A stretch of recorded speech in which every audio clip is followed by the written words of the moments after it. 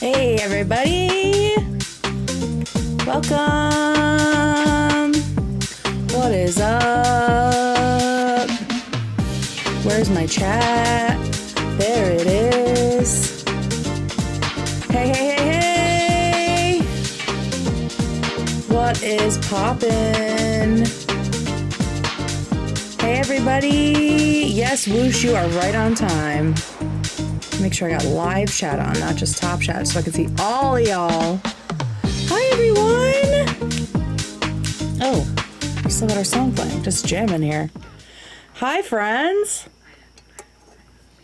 Happy Monday. Oh, the roughest day of the week for sure. Love to the mods and Gwamly. Thank you, the Deech. Yes, shout out to the mods. Thank you for all you're doing. Oh, I had to pop off on somebody who was saying the mods were being a little too stringent. I should read that. I'm not going to show their name, obviously, but I stuck up for y'all hard. Because I know you're doing what you're supposed to be doing, and this person was just butthurt. Let's see if I can find it.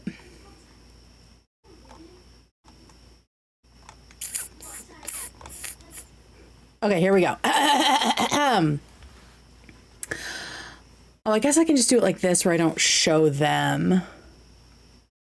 I feel like your mods are way too extreme. Looking at people writing comments in your chat who just disappear after, it looks like people are getting banned for simply expressing an opinion. We all know that that's not true. Right? I saw one ban that was maybe valid, but the rest were just people giving their honest opinions, and they were simply merely just different to yours. I know for sure y'all aren't banning people that disagree with me. I mean, Ghost Bear was in here forever. If you can only fathom to hear the opinions of people who both 100% love Ethan or 100% love Olivia, you aren't living in the real world. First of all, this is the internet, and this is an H3 fan show. Like, this is not the real world. It's also not a real world fan show. I have legit never This is crazy. The hyperbole in this. I have legit never seen somebody create such bold italics, such a gnarly echo chamber and bubble. Me? Already?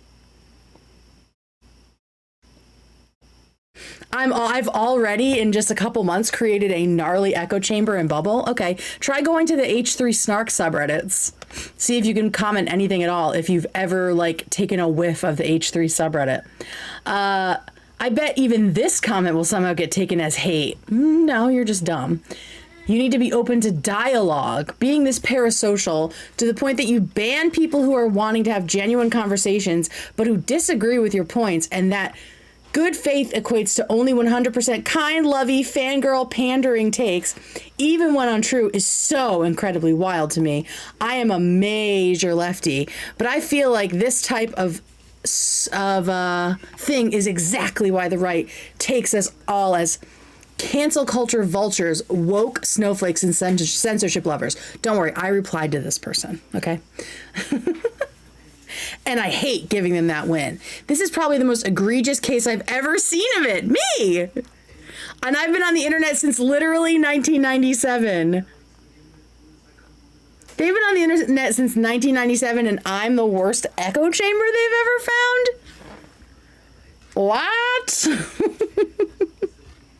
You seem like a cool person. Thanks. I don't know how I feel about you thinking I'm a cool person, but I feel like this type of thing only sets you and others back. I love when people are concerned for me being set back. People need to hear different takes and have healthy, diverse, unique, nuanced combos. Echo chambers that only mirror your own opinions are not it. Well, now you know I had to reply. Okay, then they said, P.S. Ethan is merely just baiting and triggering Olivia over... Oh, this is back on like the Love Island episode. Over something that is such a nothing burger, and it seems as if he was upset with her prior. I don't know why. Again, just world building, like he's trying to hurt her back. This was not SA or SH. I'm in the echo chamber, but you're creating this like Ethan as a supervillain who's harassing his employee. Okay, girl. Okay, this is my response. So it was Ghost Bear, yeah. I said, did a comment of yours get deleted or something in chat? Is that what this is about? The only stuff that gets deleted is people being rude and disrespectful. If someone can't think of a way to share their opinion that isn't rude or disrespectful, that's a lot more than just their opinion. I don't deserve abuse, and neither do the people in my community. Like, I'm not just looking out for me. I'm looking out for people who are chatting. I hate when I see that people are like being shitty to you guys in the comments or in chat. Like there's no need for it. There's no need for it. I said, and I know you're full of shit because you're calling my chat a gnarly echo chamber. That's absolutely rich. We give people a lot of chances, shout out mods, and try to stay positive. But when a line is crossed, the comment is deleted. So yeah, I'm assuming you said something shitty and it got deleted and now you're mad. No one comes here to get harassed. As a queer woman on the internet, I choose to nurture a space for people to be entertained and feel supported. I'm not here to coddle antisocial assholes. This isn't a fucking debate pervert space. If you want that, go watch Destiny or Hutch or any of the other white guys that are just flapping their jaws and being shitty to each other. Okay? Feel free to spew somewhere else if you don't like this snowflake chat. I don't care what the perception of me is by conservatives, and I didn't build this space for you. So that's what I think about that. Because I know they're lying about you guys, and that's stupid. How dare you censor my snark? Exactly. I know you guys aren't throwing people out unless, I was going to say, unless they were here during the Sonic taste test this weekend and had bad things to say about Raising Cane's. Alex was putting people in timeout for that. And I kind of lost control of the mods on Saturday. Or was it Sunday? Must have been. Thank you, babes. Yeah, it was Sunday. Okay. I only know Philo from the clip. Oh, Philo. Is this all about the dill? So yeah, speaking of Raising Cane's and other things, I did a mukbang taste test this weekend of the Sonic dill pickle menu, the big dill whatever menu with Grillo's pickles. It was not what I expected.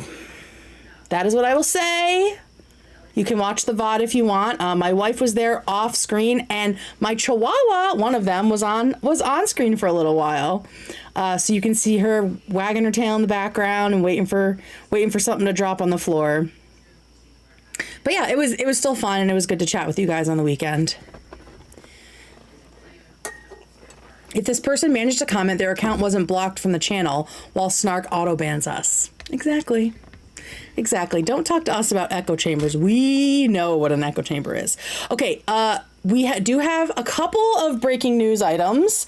Let's do this one first because I did see people talking in chat about it before I jumped on. Something is happening with Taylor Swift. Swifties in chat? Swifties in chat. Piggy the dog, yay! So yeah, something is happening. Taylor Nation. Okay, so my cousin is like a huge Taylor fan, and so am I. Like, we're both Swifties, but she's got like, she knows everything. She's in on the secret messages and all that shit, right? And so I asked her about this post because I'll send her like symbolism posts and see if she thinks it's real or if it's just fans being crazy. And because this was put out by Taylor Nation, we're thinking that it's real because Taylor Nation is apparently run by her team, right? Right. So Taylor Nation put up today, I think it was today, right? Is this from today? Yeah, earlier today, they put up this set of photos from the Eras tour of all of her orange costumes. And it says, thinking about when she said, see you next era, with a little heart on fire. And it shows all of her orange costumes. So we're going to get something fiery coming. What are we doing? Loved that dress. Fiery, orange. So all this orange. Oh my God, look how tiny Sabrina Carpenter is. It's crazy. So yeah, people are losing their shit. It seems like we might be getting a new album. That's what my cousin thinks. My cousin thinks it's going to be a new album. I said I'm going to be pissed if it's just like a remix of her other stuff because we know she and her team love to reissue things with new mixes and new masters and all that shit to rake in the cash, right? But I'm hoping it is a new album. All right, I'm going to the website. Don't yell at me. Is it just TaylorSwift.com? I haven't been to a website in so long. Oh my God. Yeah, so we're thinking it's Wednesday. Something is coming on Wednesday. August 12th at 12. Whoa. I thought it was going to be Wednesday. Is this going to be Tuesday? Like this in 2 hours? Are we going to be on when this happens? Well, I feel like I need to stay on for this. Right? Like almost now, in like 2 hours. Should I just leave this up as like a window on my screen? Hang on, let me do that. Hey! Yeah, and you might have made an extra long one. What the fuck? Do you guys hear that?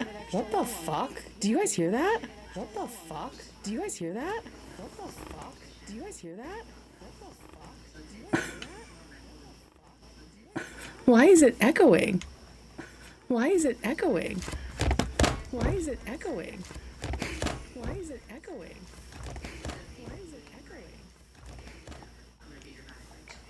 I don't know what's happening. My mic is echoing for some reason. Hang on a second. What the fuck? I didn't do anything. I moved a screen.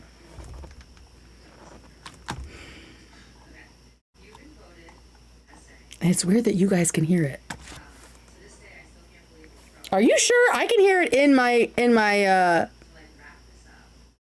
my ears. Can you guys not hear it?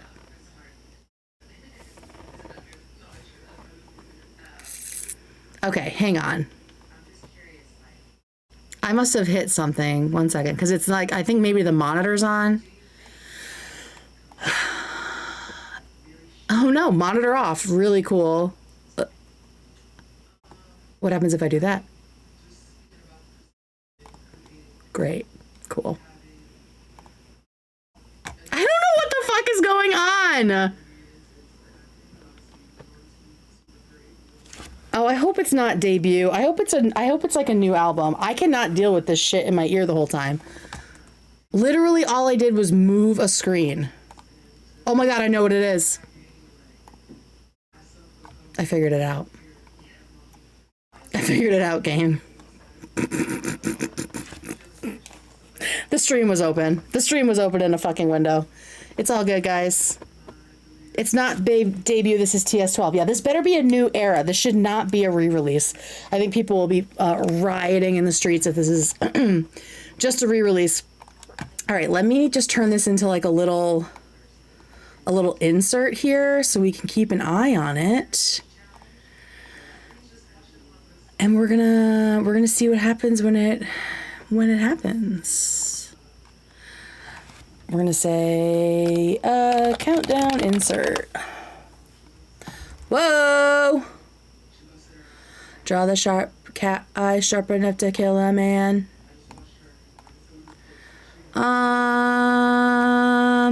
Okay, cool. You guys are just really getting to see the whole thing here. All right, we're just gonna keep this down here. Let me clean this up while we're here, because it's gonna bug me if I don't. Oh, I don't have to do that. I don't have to do that. I learned how to do this. Didn't I? Nope, I didn't. Nope, didn't learn how to do it. Thought I did. Surely not. Okay, hang on.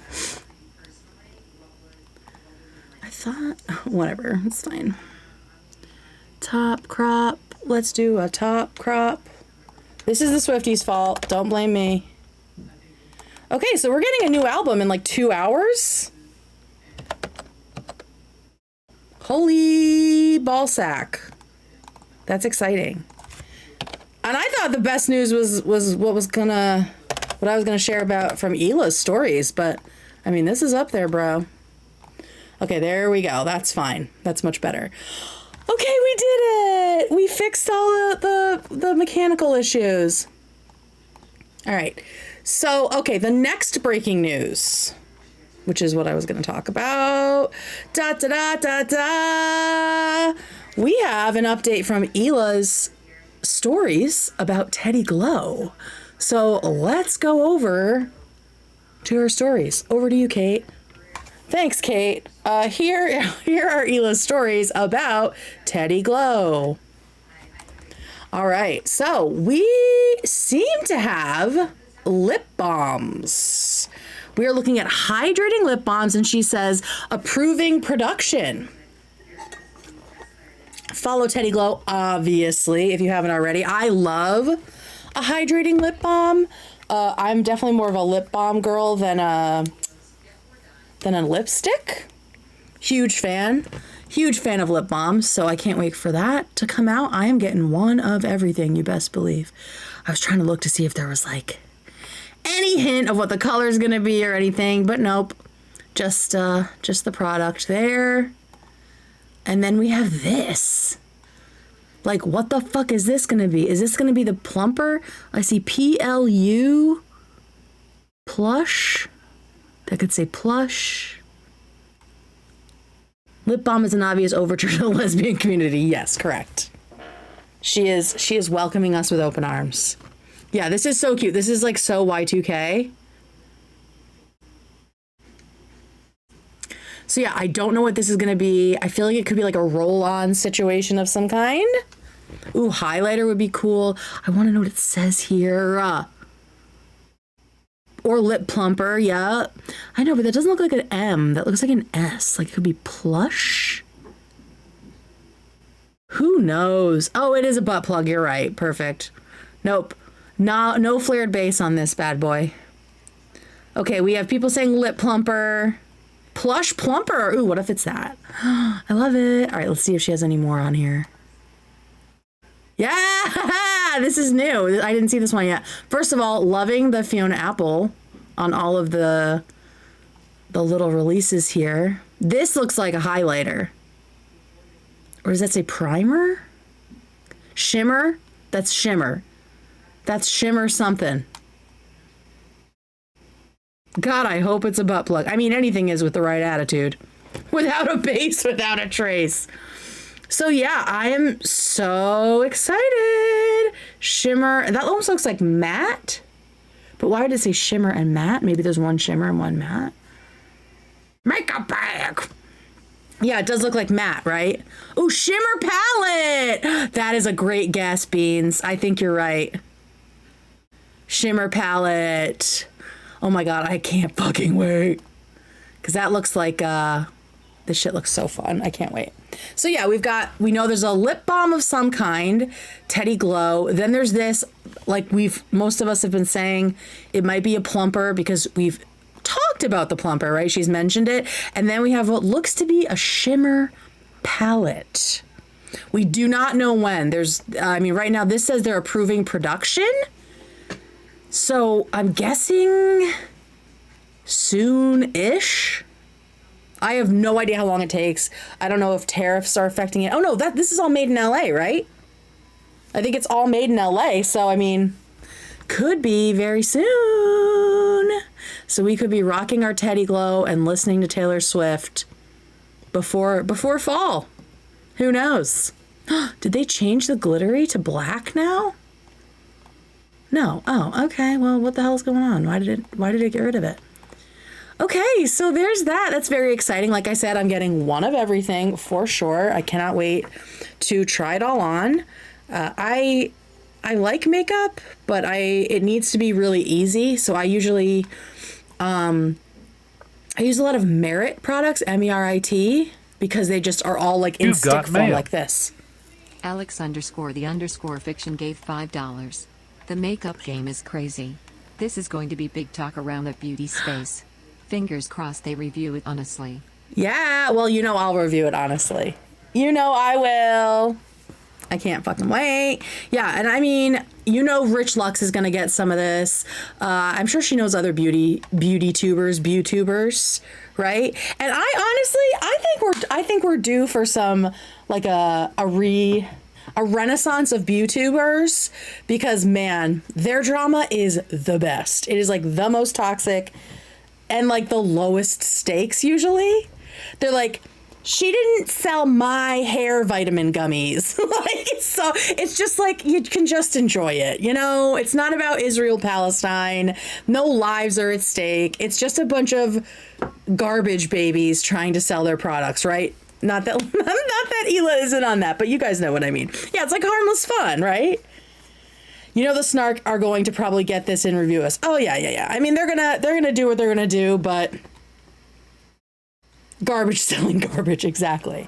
It's gonna be great. This is, made in America, made in LA.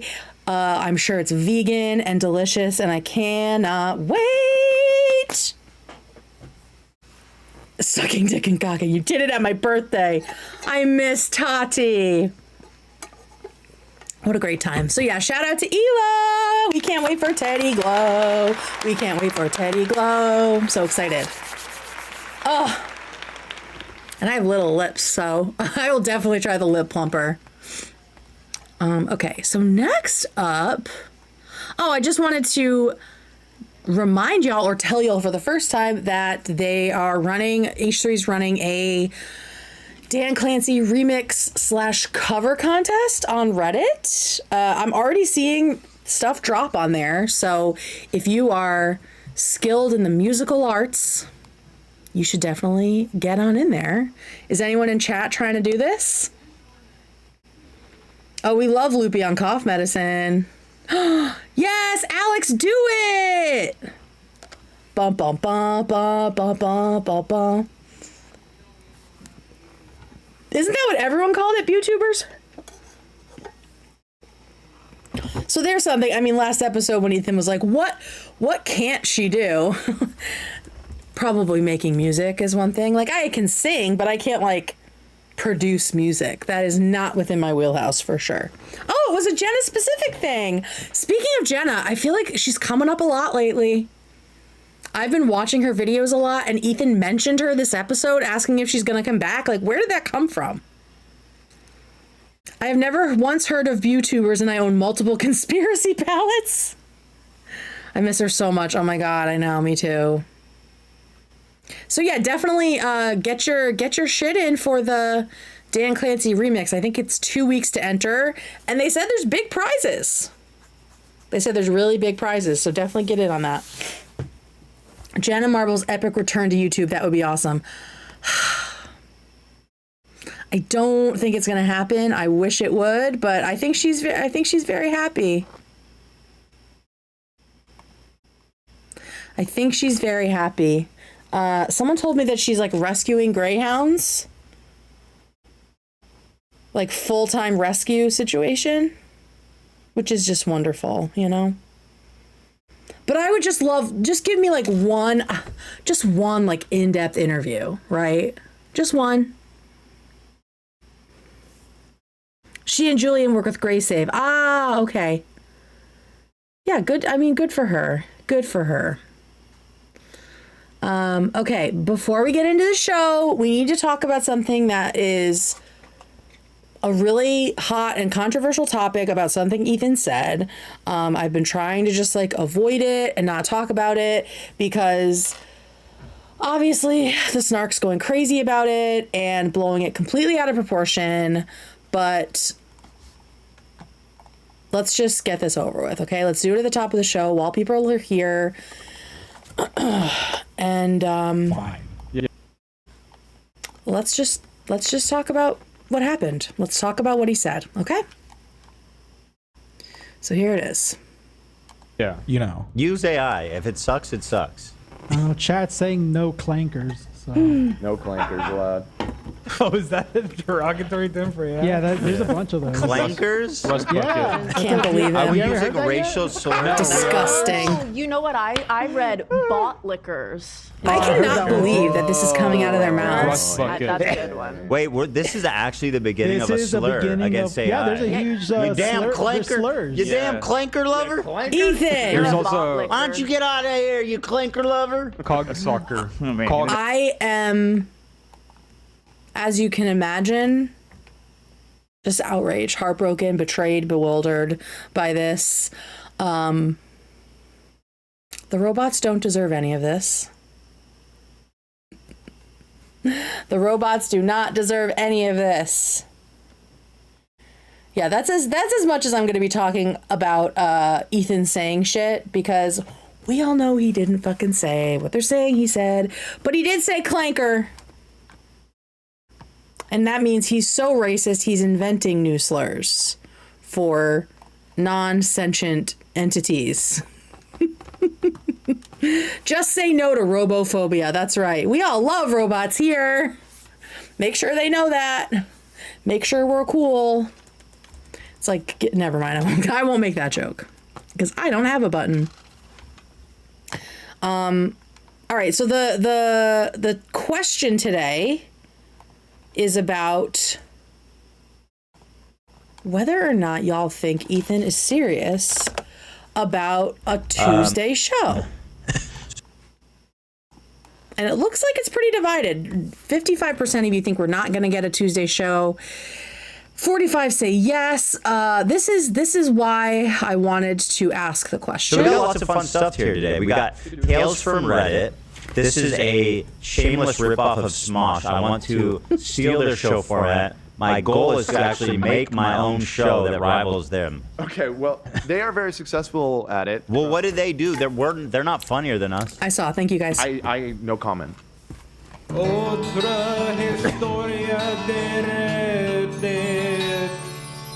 don't Oh, think shit, you're not they even fucking invented seeing the it. format of Sorry. discussing Reddit posts, though. No, exactly. To be fair. I can't rip them off, but I see that it's a there's demand for it. So I want to make a show. wanna We can compete do it on with them. Tuesdays that we read Reddit stories and provide feedback. What's the name of Smosh's podcast that's rating very high on the list? See, he says this shit, and part of me is like, he sounds very serious, but then he makes a joke, and then I don't know if he's messing with us or if he really does want to do the show. I mean, he talks all the time about doing 5 shows a week, but then he kind of backs off of it. I think he's serious, but he also won't feel like doing it when he has to drive to work another day of the week. Yeah.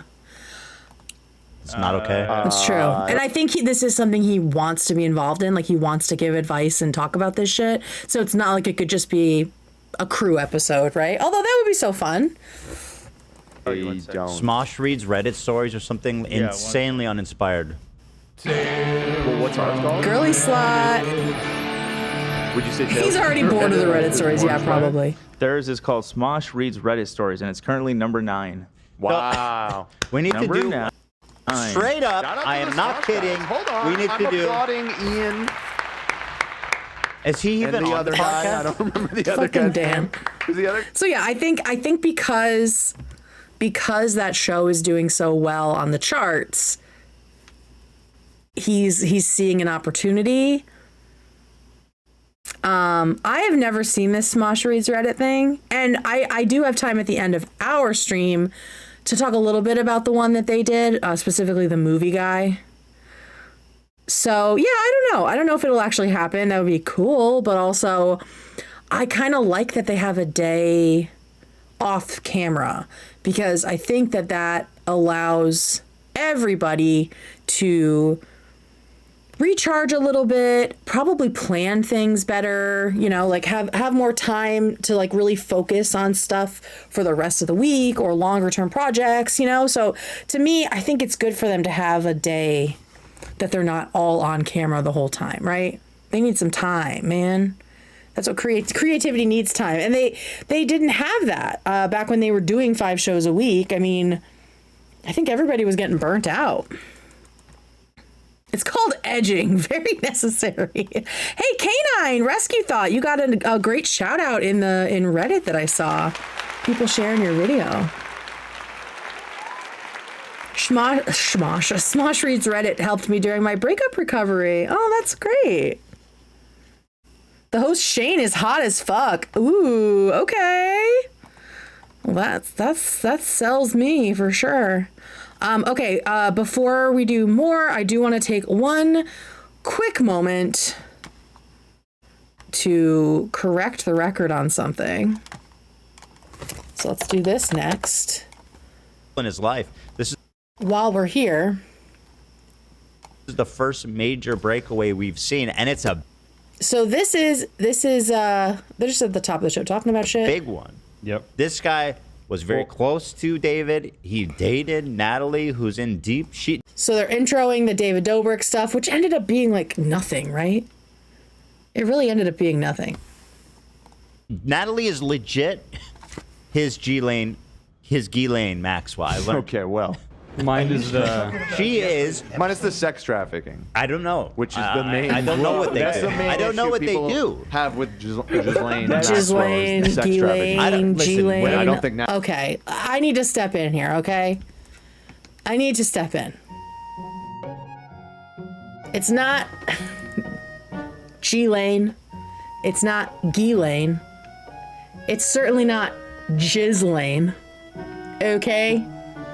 It is Ghislaine. Ghislaine. Ghislaine. Ghee as in clarified butter. Len as in steal my sunshine. Ghislaine. C'est Ghislaine. C'est pas difficile ça. C'est Ghislaine. Putain du merde. But for her, it can be Ghislaine, But if you ever meet someone and their name is Ghislaine, it's Ghislaine. Ghislaine. I actually knew a Ghislaine. She was a French professor, and so it's really weird to now be hearing about a very different kind of Ghislaine. But Ghislaine is okay for this specific Ghislaine, but for others, just so we all know. Say it with me, class. Ghislaine. Ghislaine. Merci, merci, merci. Yeah, of course it suits her. I would like to visit Ghiland. Yeah, me too. The lane of jizz. The lane of jizz. No, Ghislaine is so funny, and I like that Dan exclusively says that. I love that so much. Love that so much. Oh, we found out today that Ethan thinks that Trump is You've got actively mail. dying. Oh my God, it won't even say it because you, it censored you. I love it. I learned more French from you than 3 years of French class in high school. Honestly, that's not surprising because I took 4 years of French and then I took 4 full years, 8 semesters, probably 30 something credits of French in college. I didn't really learn how to speak French until I was working in a French school. Like all of that was great base, like a great base, like learning the conjugations and stuff and learning how to read and write. But I didn't know shit. I didn't know shit until I started working there. But don't let people make you think that the kids learning English in other countries is like so much better. Like, I think Sweden really has it figured out, right? Everyone there speaks such good English. But the kids that were taking English in France, they were as bad as we were. It's like, so it's not that everyone else is doing it so much better than us. So don't feel too bad about that, All right, so apparently Ethan thinks that Trump is actively dying and his days on Earth are numbered. Police department. From his lips to God's ears. Let's watch this and find out what he has to say. He is. Listen, I don't know what he's doing, but I see the blotchy spots on his body are spreading, and he's on a time crunch. Do you think he's on a time crunch. He's trying to get a lot of stuff done before the bell tolls. dying? From natural causes? He's not getting younger. I think that just happens when you go further to the dark side. You start to get more blotchier. I don't think he's long for this world. I don't think he's long for this world. I mean, he is quite old and seemingly very He's unhealthy. old. He's not healthy. Not healthy at all. Yeah, he's sounding worse for sure. But, I mean, then we have McConnell. It's hard to know. I mean, McConnell's still alive after what could have been like multiple brain bleeds for all we know. Like it's hard to know when it's going to happen. Yeah. He's starting to wear makeup to cover his blotchy spots. He's starting to turn black like McConnell, but McConnell at least is like... I love this. At least McConnell's a little bit skinnier. I love that that's the metric for McConnell being in better health. In chat right now, drop the first thing you are going to do when it does happen. What are you going to do? What are you going to eat? Who are you going to see? What are you going to play when it does happen? What are you gonna do? A more healthy... He doesn't What? look healthy, but he's trimmer.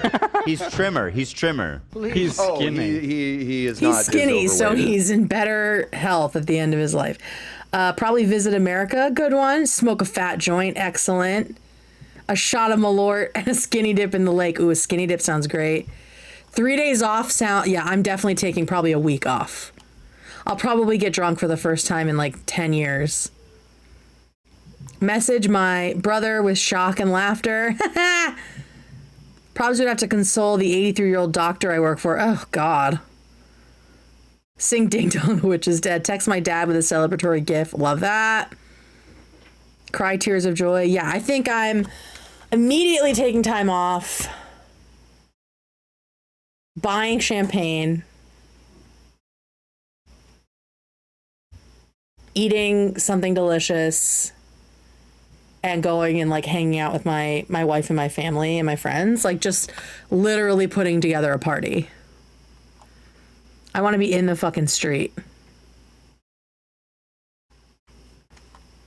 I want him to face some consequences and not just peace out. Yeah, me too, but shit takes so long. It could come first. Everyone is technically on death's door. They're on their way to death's door. You never know. My grandma died last week. She was 95. I thought she would have died years ago. She outlived her kids, my dad and aunt. Wow. Yeah, some people just fucking hold on, man.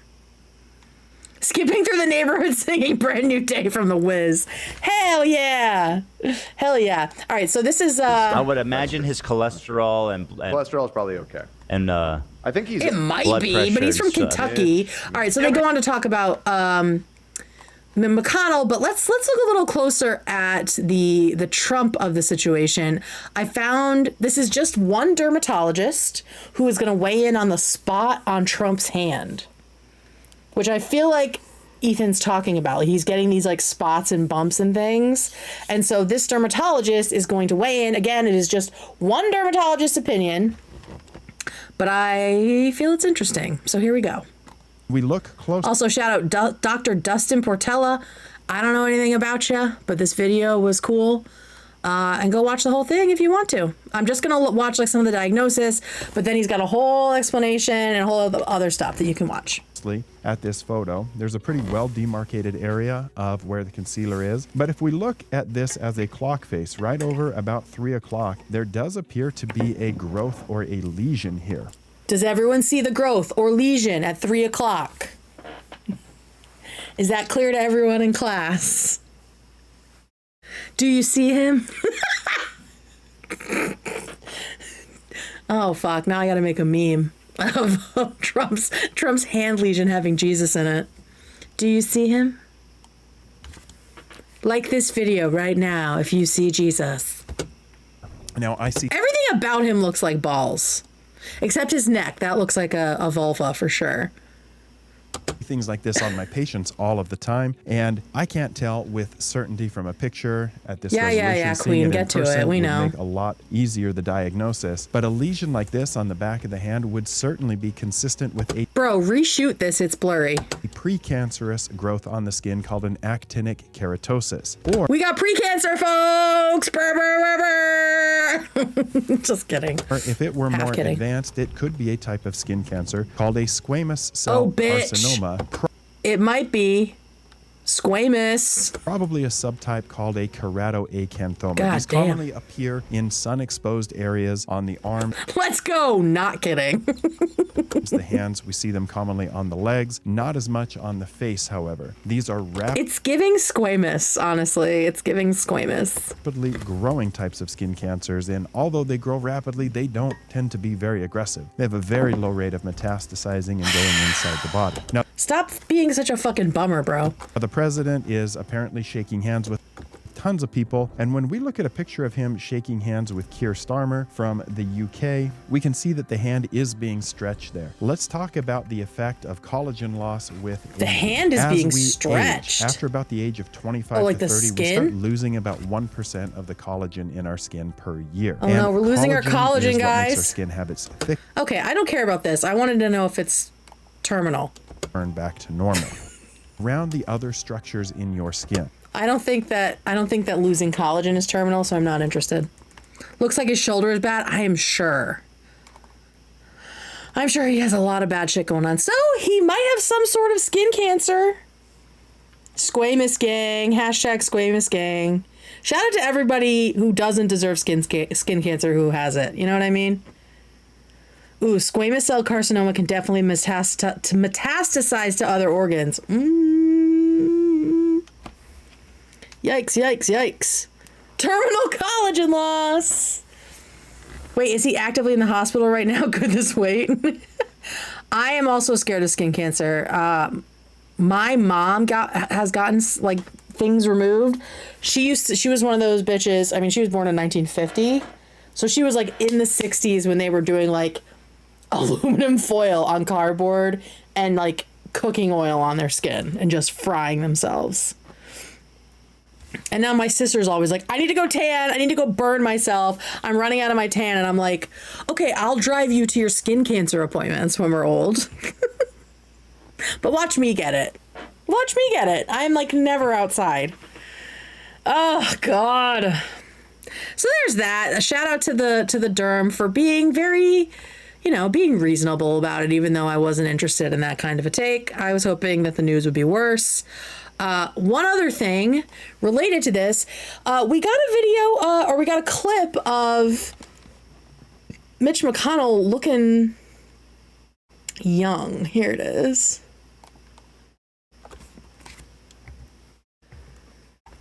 This is a picture of him when he was like a teenager. Mentally.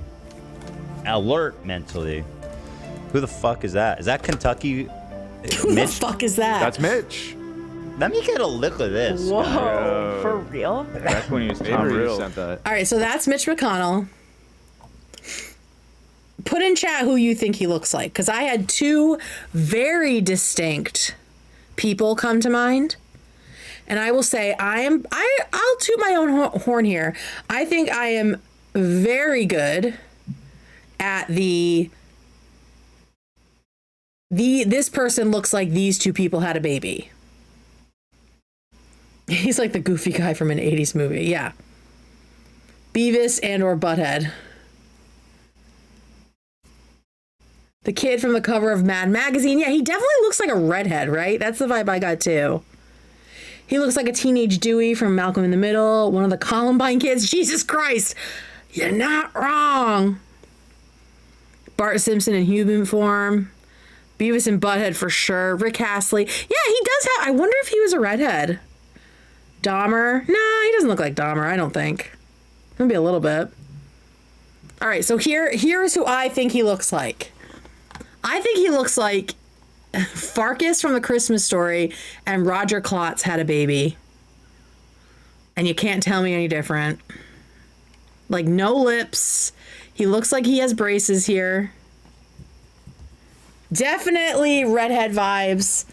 He's definitely got like the Roger Klotz nose. And just like the Doug Funny cartoon head shape. So this is my thought for Mitch McConnell's family tree. Yes, I had this ready. I made this as soon as I saw him. He has Roger's smile. Aww. And it's not lost on me that these are both like classic bullies, right? Like, I don't think it's a coincidence that the two people I saw first are just fucking evil. He has give me your lunch money energy for sure. Yeah, he looks like a villain from like an 80s or 90s movie. You guys were right. I made this as soon as I saw him. Well, I did. Well, I did.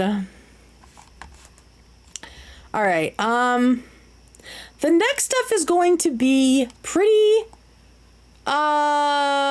in-depth, pretty educational, informative. We're going to learn some things.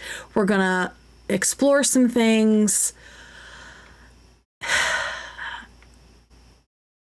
There were things said on this episode that I didn't yet know enough about to have a comment relating to the Nakba specifically.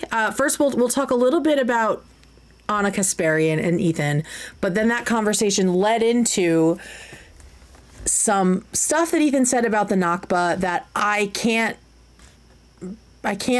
verify or deny because I'm not entirely sure about the history. And I said to someone on Twitter, like, one thing I've learned, the more that I have read about and talked about this with people, like specifically the Israel-Palestine saga going back generations, is that every time you think you've pinpointed, as an outsider, every time I feel like I've pinpointed when something started, like the root of something,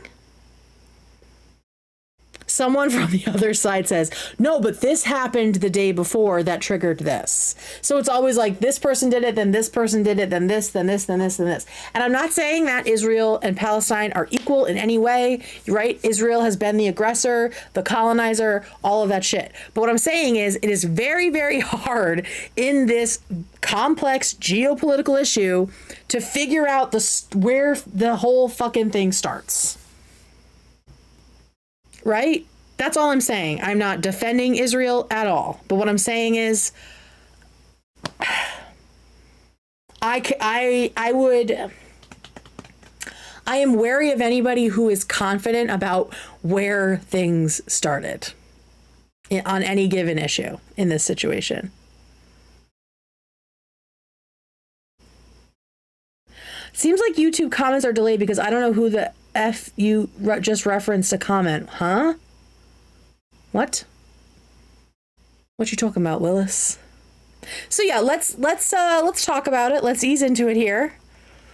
We have a couple clips of Ethan addressing Ana Kasparian. They've recently gotten into a back and forth about Israel-Palestine, and then just into personal shit with each other. Ethan was already bored of it, but he did end up circling back and saying a couple things. So let's just start here. Sorry for the jump scare while I get this new video up. All right. Before that, I actually have some... I got into a war with Ana Kasparian, who's the co-host of the Young Turks. Cenk, Hassan's great benefactor uncle who gave him his career. Actually, it's just kind of boring. I don't feel like he was like he's not interested in it at all. It's on the subreddit if you care about it. He did have some new harsh words for Ana, so I just wanted to capture those here. Toasted her. She's an obnoxious fucking loser. Freak. She just like went MAGA brain, and now she's doing all kinds of crazy like Zog anti-Semitic conspiracy theories. Yeah, it's hard to know what's going on with Ana. Like I was never a huge fan of the Young Turks. I guess I've always found their and Hassan's brand of leftism kind of annoying and sensationalist and a little dishonest. Right? Like I've caught them being dishonest about things. I've caught them like exaggerating about things, and that just doesn't resonate with me. Right? It's not something I need to believe in a cause, and to me it kind of dilutes it and makes me trust it less. So I've never been a fan of theirs. And Ana, I feel like I liked her when she was on there of all of the people, because of course there weren't very many women. And then I don't know what happened. I stopped following anything relating to the Young Turks, but I know that she went off and she hates Hassan now. And it did seem like she was kind of being at least understanding of Trump, right? And that felt really strange. And now she and Ethan are going at it. So this is some of the latest. We got a couple clips on this, and then we'll get into other stuff. She's really lost her mind, and it is quite pathetic. She said, "I'm low IQ, guys." Ana had a turf arc. Maybe that's when I stopped following her. Like I like wiped her from my memory. That's gross. I need to look that up. Thank you for the reminder about that. Let's see.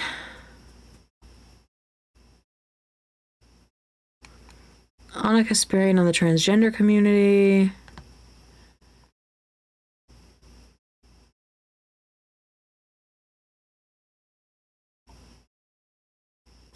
Yeah, so it looks like essentially she was baited into the same shit back when people were talking about being a birthing person, specifically in relation to like talking about pregnancy in general, because it isn't all women giving birth, right? And so she got into I'm a real girl thing, saying the meltdowns over wanting to be referred to as a woman rather than a birthing person is pretty wild. No one is taking away you calling yourself a woman. It is about larger, like, medical discussions, so everyone feels included. I'll never apologize for that, especially as a biological woman who has had a fucking lifetime of being told I'm less than. I'm a woman, no apologies. So are trans women, so fuck you. Like, it's not hard to just, like, be a woman, be a feminist, love being a woman, and also understand that you are not the only kind of woman. Right? So yeah, it's like this whole like, I'm a radical feminist and I've been shit on all my life and now I'm having my womanhood taken away from me, which is not what's happening at all. So yeah, this is Charlotte Clymer, who is a wonderful trans activist here. That's not what's happening. This was 2 years ago, by the way. when referring to the whole community of people who are capable of pregnancy in the context of pregnancy. Repro advocates use birthing person to include trans men and non-binary people. No one is arbitrarily calling individual women birthing person. Exactly. So this is just like a whole weird straw man that she fell for and showed her ass, right? So that's cool. Yeah, so she's had a lot of weird takes. I mean, to be honest, a lot of the TYT people seems like they were, the horseshoe theory seems to be at play with a lot of them. Like Jimmy Dory, is that his name? I mean, he was on there having a show. I always thought he was fucking obnoxious. And now he's like a super hardcore conservative. I have a trans sister. She's just trying to live her life. Exactly. Hey, girly. Tell her we say, hey, girly. Yeah, so like Jimmy Dory, Jank is also like, I mean, if he's denying the Armenian genocide, like he has issues too, right? So, yeah, I've never been a fan of any of them. So I was happy to see Ethan going to bat with her. So here's a little bit more. I'm not too familiar with her. Isn't she a Hassan hater? She hates Hassan, but who doesn't? Oh, I thought you guys could have bonded over that. Well, they could have if she wasn't a fucking dickhead. I thought so until I saw her being like, Israel occupies the American government, which is like American neo-Nazi classic talking point that she's adopted. And I've also seen posts. Yeah, I don't think that we have to believe that we are the puppet of Israel in order to think Israel is doing war crimes and a genocide and they need to fucking stop. I just simply do not believe that we need to be fully down that conspiracy theory rabbit hole. Dave Rubin, wow. Leachines, you know everything about TYT. Thank you for giving the details. Jimmy Dore, oh, I'm so sorry for the mispronunciation. Okay, so yeah, he just goes on to say a little more about Ana. Lots of pictures. She's picked up a new audience on Twitter who you'll notice in her replies. Nazis. Yeah, a lot of people just being like, fucking Jews. On Twitter? Yeah. Nazi, Yeah. please. Nazi, please. And also, this needs to be talked about more, but the Young Turks, the name of the news organization. Yeah, let's get into this. That was chosen by Jank is the name of the imperial, the political party that is directly responsible for the Armenian genocide. I always thought that was weird too. Like Ana Kasparian, an Armenian American aside, like I always, as soon as I like looked up the Young Turks, I was so confused as to why they had chosen that name. And now for them to say that it's just based on a Rod Stewart song, and also that it's the Armenian host who is out in front defending the name, it all seems very weird. Yeah, it's really weird. So I looked up, much like they did, I looked up the lyrics to the Young Turks, and honestly, it was the explanation that was more interesting to me, because they don't say Young Turks at all. He doesn't say Young Turks at all in the song. But at the bottom here, it says, Young Turks is the second single off his 1981 album, Tonight I'm Yours. The title is never heard in the song, and the chorus centers on the words, Young Hearts Be Free Tonight, which led to the song being misidentified as either Young Hearts Be Free or Young Hearts. At the time, Young Turk was slang for a rebellious youth who acted outside of societal norms. So this is in like 70s, 80s England or UK, right? This is a very specific time for that slang. This was before the Armenian genocide was recognized, right? And so maybe the idea of the Young Turks and that party was seen as more of like revolutionary. But to name your organization that in what, like the early 2000s as a Turkish person, and to act like you didn't know the context is sus to me. That's sus to me. Like, Rod Stewart can use the slang. This was a song in the 80s, and people didn't know what it meant, right? Like, you best believe if this song came out in 2025, he would not have named it Young Turks. And if he had, he would have gotten like a world of shit for it. So like, yeah, Rod Stewart can claim ignorance. He's like a white British guy. And he made this up in the 80s when people were not as familiar with the Armenian genocide, right? It wasn't as easy to access information as it is today. Cenk, a Turkish man, does not get that excuse. Like, you don't get the ignorance pass. You are not only Turkish, you are like a political pundit. But then all of a sudden, Anna's saying, "Oh, we don't even talk about Turkish politics." This is what I'm saying. Like, these people act like they are like untouchable in their political integrity. But then they just have the weakest arguments to defend when they make mistakes, because they just refuse to apologize for anything. So then they end up saying, "Suck my dick," or "suck a dick," which is what Ana said to Ethan. Like, I don't know. It's just crazy to me. Everything that they do is just like an innocent coincidence, right? It's all an innocent coincidence and we're crazy, but Ethan sneezes and he's saying the N-word, right? Or he mumbles a word and he's saying the M-word and he needs to be canceled off the internet, right? He says he fed his dog cheese and it's he murdered his dog, right? It's like, we all know the double standard. It's just like, sometimes it gets really frustrating. You know what I mean? It's not just pretending ignorance. They've stuck with it this whole time. Exactly. Like they just double, triple down. It is the horseshoe theory, right? Because the only other people who are doing that to this degree is Trumpers, right? Like MAGA enthusiasts are doubling down to that degree. Like, I got in a little tiff with someone on Twitter today talking about, I was saying something about Ethan or just like in general about leftists, and he was like, "Oh, are you going to defend what Ethan said about the Nakba?" And I was like, actually, no, because I don't know enough about it. And so I'm going to do some research on my show because I feel like that'll be helpful for people. And they were like, "Oh, well, just so you know, Palestinians were being evacuated, in 1947 before it happened." I was like, yeah, I did see that in my research.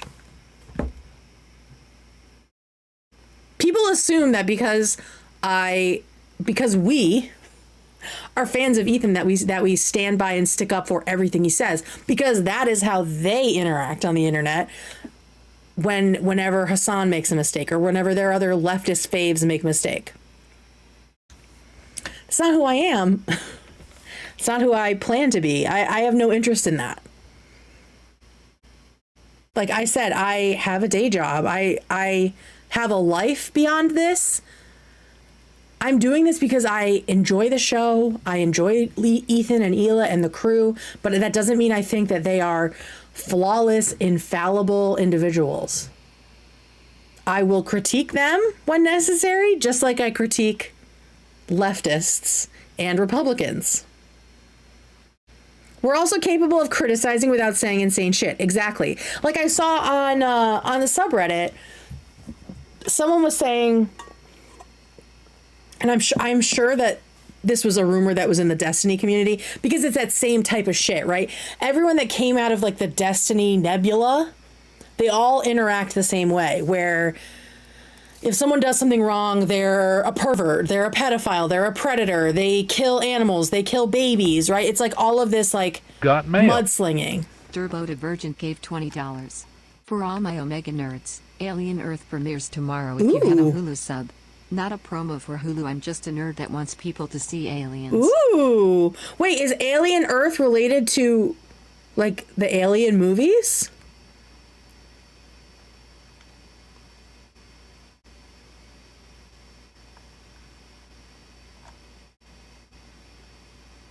Yeah, so I mean, I think that they underestimate our ability to critique Ethan. Like, hello. Oh, but what I was saying is, like, on the subreddit, someone mentioned that there had been a rumor about, like, Hassan being neglectful or abusive of Kaya, his dog. And I'm like, why does everything have to come to that? Like, this person in the subreddit wasn't saying that, but they were saying they had seen it somewhere else, right? It's like, what if none of these people is abusing their animals or their children? Like, what if they're just streamers doing their best and they say things you don't agree with? Like, what if that's it? Why does it have to be this whole, like, oh, I'm exposing you. You're the fucking demon. You should be arrested. I'm going to call the cops on you. Like, why does it have to be all of that? What if they're just idiots online? Exactly. Like, let's take it all down a notch, bro. For real. For real. Like, let's disagree with a little bit of fucking decorum.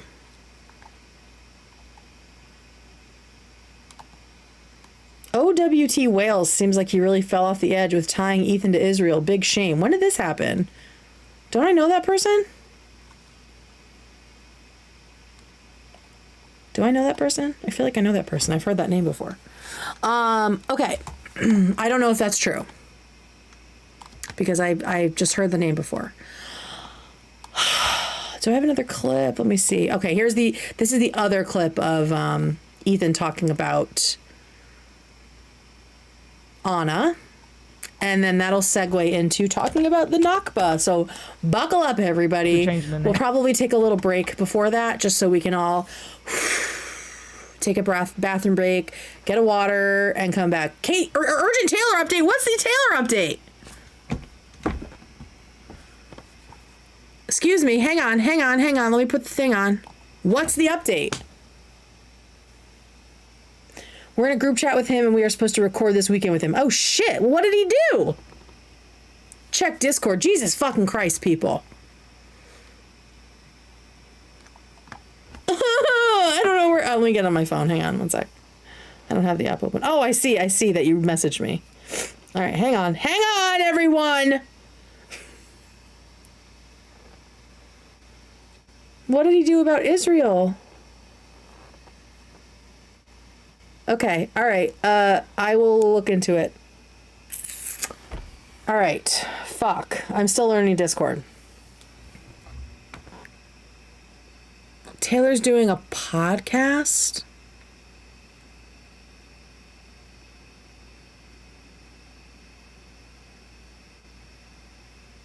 What is this?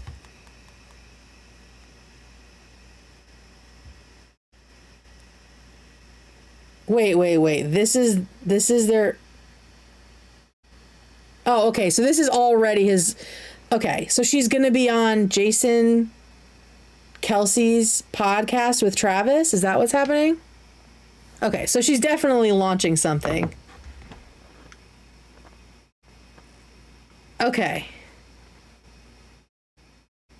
She's going to announce something. Yeah, of course. Do we think she's pregnant?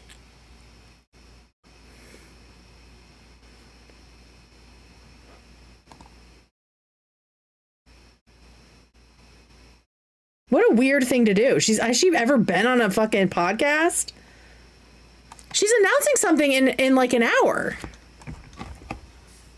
She's announcing something in like an hour and a half.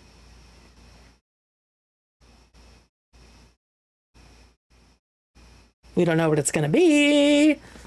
I bet my friend would know, but it's late, so I can't ask her.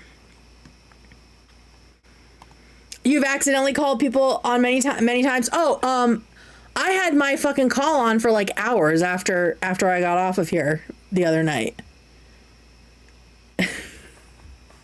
Right, Alex? Alex was like, Kate, you're still on. So stupid. She's gonna announce a Tuesday podcast with Ethan. New Frenemies co-host? New Frenemies co-host, anyone?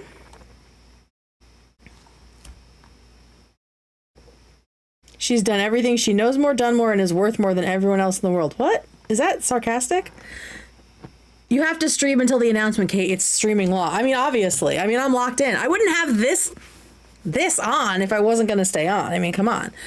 Okay, and there's plenty to talk about. Don't worry. We're going to be probably covering the Nakba right up until the fucking announcement. Oh, God. Grape Tickler. Taylor's announcing something in an hour and a half. All right, so here's the other clip, I believe, of Ethan talking about Ana. Here's my question for you, Ana. Do you think that an Armenian, an Assyrian, or a Greek person who is affected by the genocide perpetrated by the Young Turks thinks that it's as innocent, as harmless as you claim it to be? Do you think so? Well, I don't, and I've heard from them. So give me a fucking break. Why don't you deal with the problems in your own studio? Why don't you be dare to... You want, like, the entire Middle East to overnight change? You can't even change the name of your fucking show to prove how against genocide you are. Let's start with the name of your show. If you're so anti-genocide. Let's start there, lady. Okay, and then let's talk about Israel. Dope. Fuck you. Fucking dope. Anyway, that's my beef with... Somehow I'm now beefing with Hassan's entire extended family. Wow. Yeah, this move. Some conviction. I just think change the name, guys. Right? Call it the Turks. Literally anything but the Young Turks, for sure. Call it our longing for the return of the Ottoman Empire and the return of Jews to dhimmi status. I know that's what you hang want. on, are we talking about the WNBA dildos in chat?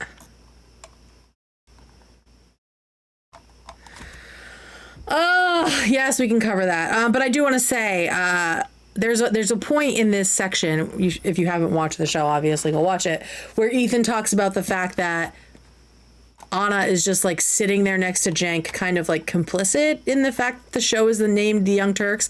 This is not the first or, to me, the worst time she's just sat there and watched something happen in her studio. Y'all might have seen this floating around lately. Here is Ana watching three men, including Hassan, looking at the leaked nudes of women celebrities at work, having a great time. And what did she say? Co-workers looking at the leaked nudes from the hacking scandal while I judge them. Well, I mean, honestly, you put this image into the ether in perpetuity, which I guess is kind of a good thing, because now we will always know that Hassan was, and his friends, whoever these guys are, were looking at unconsensual nudes. Fucking gross. Fucking gross. Yeah, I mean, insane. But this is the guy that's telling people about misogyny. Just remember that. Just remember that. You know? All right, I will quickly do a lesbian tangent about the WNBA dildos. I have changed my opinion on the dildos. I thought it was really funny the first time. But then, A, it kept happening, and B, I found out it was men throwing them. So it was not lesbians getting crazy at games. Of course, it was men sexually harassing players and making everything weird and awkward. I think there were at least three.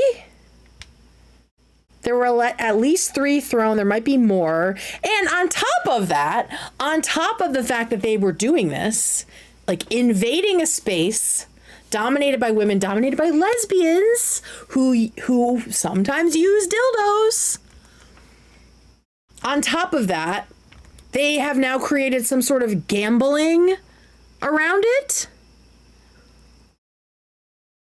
I think it's on Polymarket. They have, did I put it in here? I feel like I did.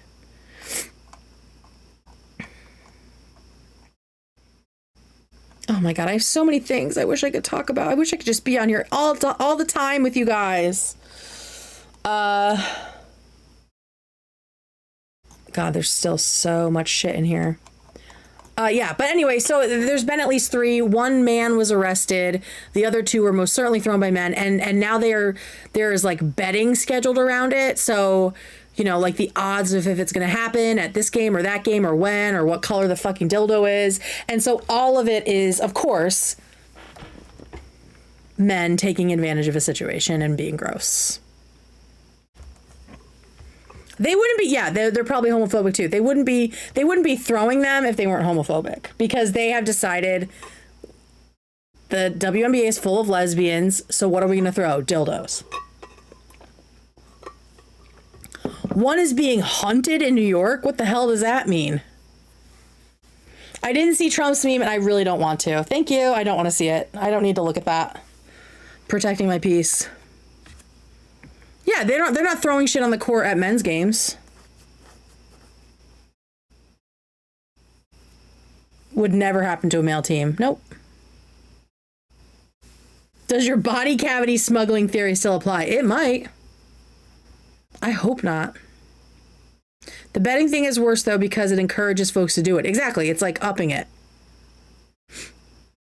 I wish we could make the games women only. These dudes do not deserve to be here. And it's not lost on me that this is happening this year, right? A year after all of these men decided to start being interested in the game because of Caitlin Clark. What would I throw on men's courts? I don't know, probably like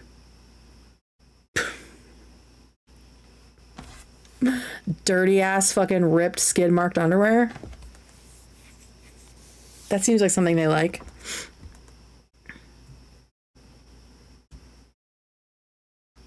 Oh, a dude that threw one in New York was wearing a Beavis and Butthead shirt. Oh, I hope they get him.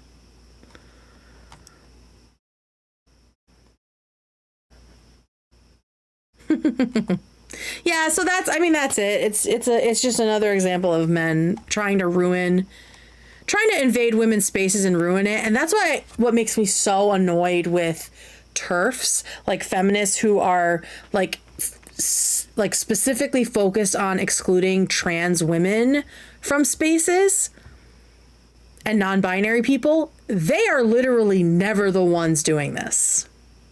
They are literally never the ones taking up space, harassing anybody, abusing anybody. It is still cis straight men who are the problem. It's still them. We still all hate them with peace and love. It is not the trans women. It is not the trans boys or the non-binaries that are invading your space and making you unsafe. It is still cis hetero white men. Still. So let's fucking stop that. With hate and war, exactly. All right, let's take a break. We're gonna take a break. I'm gonna get some more water, and then we will talk about the Nakba. We're gonna learn some stuff. I'm coming in at kind of like a baseline, and we'll talk about that, and then we will see what's going on with Miss Taylor Swift. Okay? And if we have time, we'll talk about Willie Mack. If we have time, we will talk about Willie Mack. Oh, we also have Trump stuff to talk about and something very interesting about the crime rate. But yeah, so we'll be back shortly.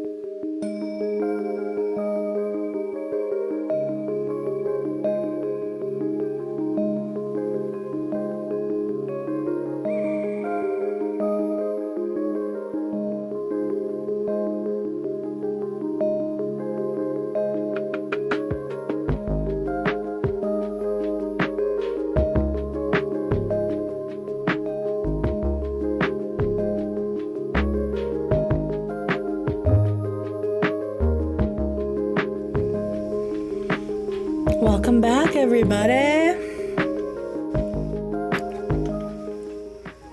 First of all, I'm going to put you on to something. Have y'all had Aussie bites before?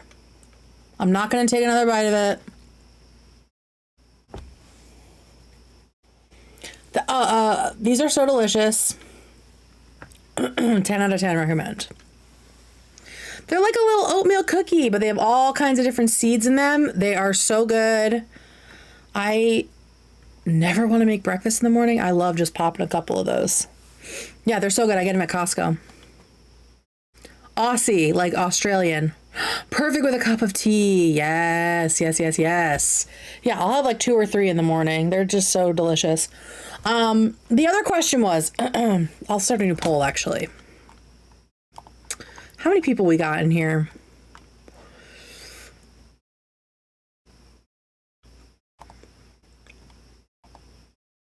So I'm on the fence. I wanted to talk tomorrow night about Kendra Hilty, the woman who fell in love with her psychiatrist and all that shit.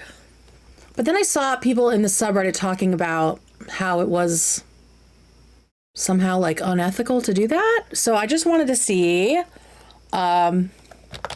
should we talk about Kendra Hilty? So I wanted to do that like tomorrow night potentially. But I'm not sure if I want to do it. I need to know if it's... Because I think I have a blind spot for it right now because I'm interested in it. But is it something that I should talk about publicly? I don't know. She seems low-key kind of racist. Oh, Jesus. Well, I think people are like, oh, this woman's having a mental breakdown or something. Hang on. I just texted the biggest Swiftie I know. And I said, I know it's late, but Taylor countdown, I'm assuming you're locked in. And she said, I was half asleep on the couch at 9:30 and now I'm wide awake. And I asked, what do we think it is? So let's see what she has to say. She's like locked in. She goes to like all the concerts. And she knows everything. Please do it. Needs to be talked about her side. I think her actions are having real world negative consequences for her and her community. I think that needs to be talked about, mentally ill or not. Wow. Okay. This is deep. I need to watch all the videos. I have not done a ton of research on her yet. So, I will say if I feel prepared to have a real conversation about it, we will have a conversation about it tomorrow night. If not, I'll probably take the night off, but we'll see.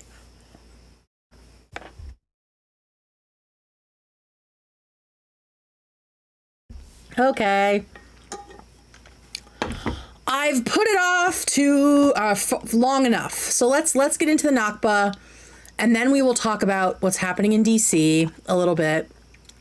And then it'll probably be Taylor time.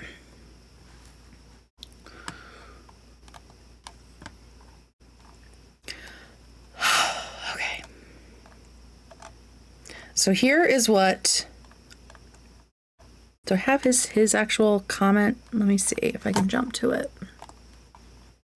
It was after Ana. He didn't talk that much about it. It was just at the end of this. Let me see here. Egypt, Syria, after World War II. call it our longing for the return of Middle East to overnight change. You can't even change the name. You've got mail. Turbo Divergent gave $10. Would you ever do a scary live stream like exploring an abandoned building?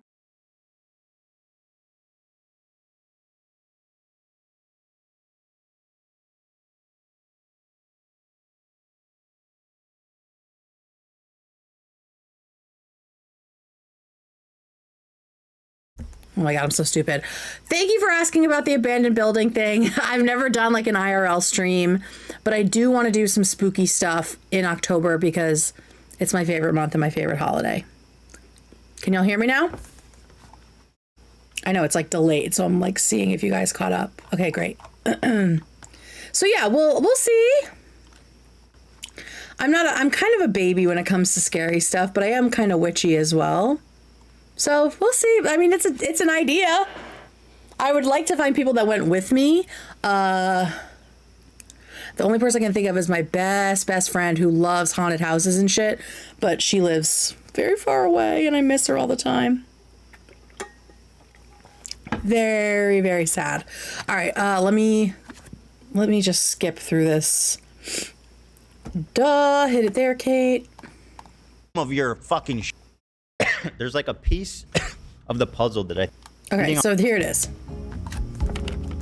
So that's what that is. But anyway, day, people understand about like... All right, here we go. There's something that I don't think people understand about like the Israeli and the Jewish identity in modern day. There's like a piece of the puzzle that I think people miss. And it's not a value judgment. It's just an explanation. After World War II, Jews all agreed, and somewhat of a pact amongst ourselves, the diaspora everywhere, that we will no longer depend on the generosity of other countries to protect us. Mm-hmm. Right. We no longer depend on Arabs. We no longer depend on Europeans. Jews have been depending on other governments for thousands of years to keep them safe, and they have continually failed them, and which culminated obviously in the Holocaust. That makes sense to me, right? So far, this makes sense to me. I understand why a people would feel this way, right? I know this is very intense, so I am like, I'm treading lightly. We're going to listen to what Ethan is saying, and then I'm going to look up some stuff. I have a couple sources about what he's talking about. And we'll see what we can find. Keeping in mind that none of us are experts, as far as I know, right? None of us are experts, and we're gonna handle this as delicately as we can, with respect for everybody. Salem, Massachusetts. Please don't go in October. As someone from Massachusetts, the city cannot handle it anymore. Like, TikTok has ruined Salem in the fall, to be honest. I just had to say that before we jump back in. Salem is spooky year round. They have tons of great history, all kinds of old houses. It's awesome, but October it's a hellhole. It's just a hellhole now. I go in the off season. Like I wish the town, like I wish the town invested more in like a better museum, better infrastructure to support this tourism. They have just, like, it seems to me, never updated the museum because it is the same as as it was when I went there when I was in like 6th grade, right? Like, they could do so much more. It is good for the city to a degree, but when it's overwhelming and people are being rude, because that is what happens, is that a lot of the visitors are very, very rude to the small business owners who aren't able to keep up with the demand.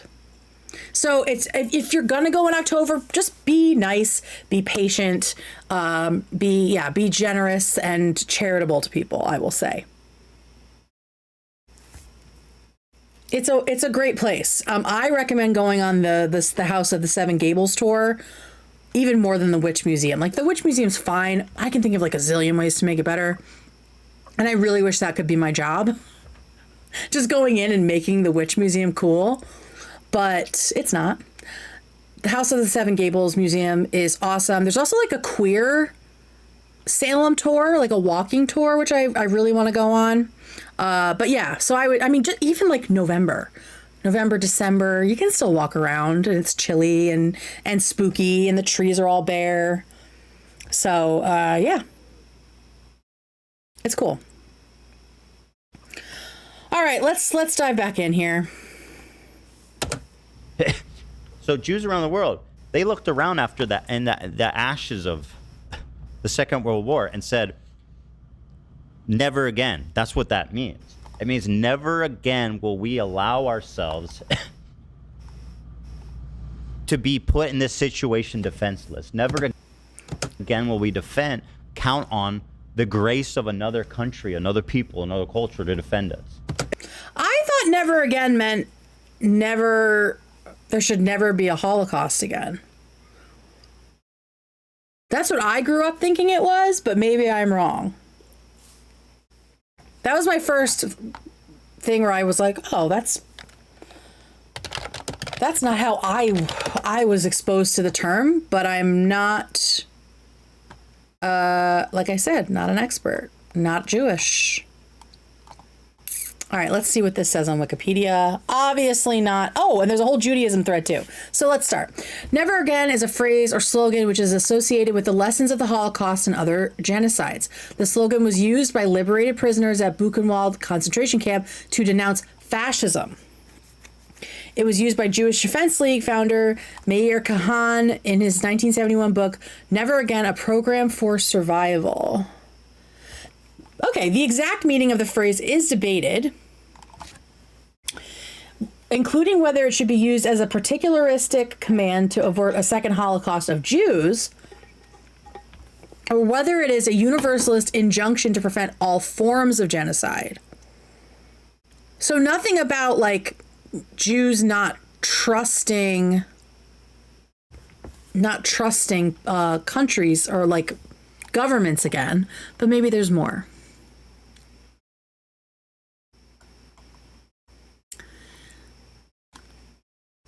In Zionism, an embellished version of the story of Masada became a national myth and was lauded as an example of Jewish heroism. Considered one of the most significant examples. I'm just trying to zoom through this. All right, so they're saying that it came after this.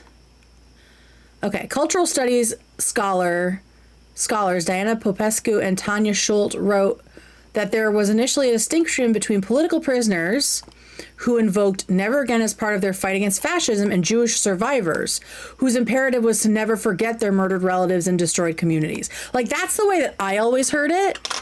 It was never forget. It kind of meant more like never forget, but I had never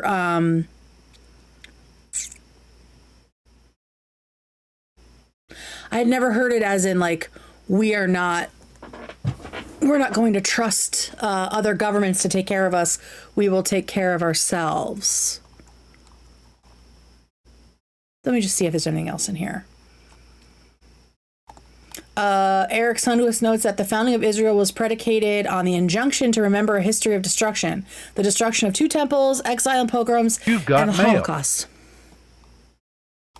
Turbo Divergent gave $10. Strange question, but there is a creator in your area that is highly skilled and is super funny called Dan Dell. He's amazing. If you could try to reach out to him, it would make my life. Like, what do you mean in my area?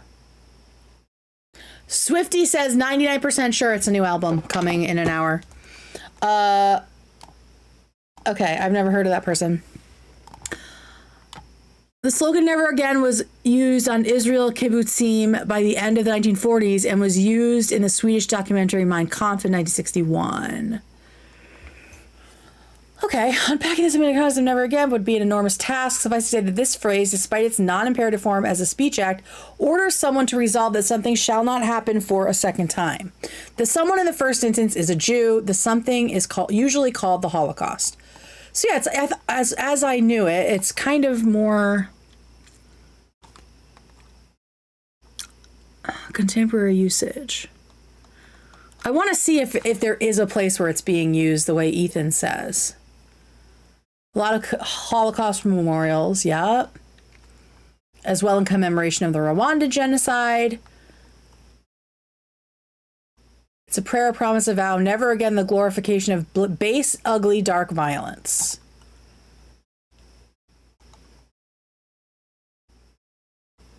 Yeah, it seems, yeah, so I don't know where that, okay, here's other uses. It's in Latin America, the Philippines. Yeah, I don't really see it being used the way Ethan says here. I don't know if y'all have ever heard it used that way.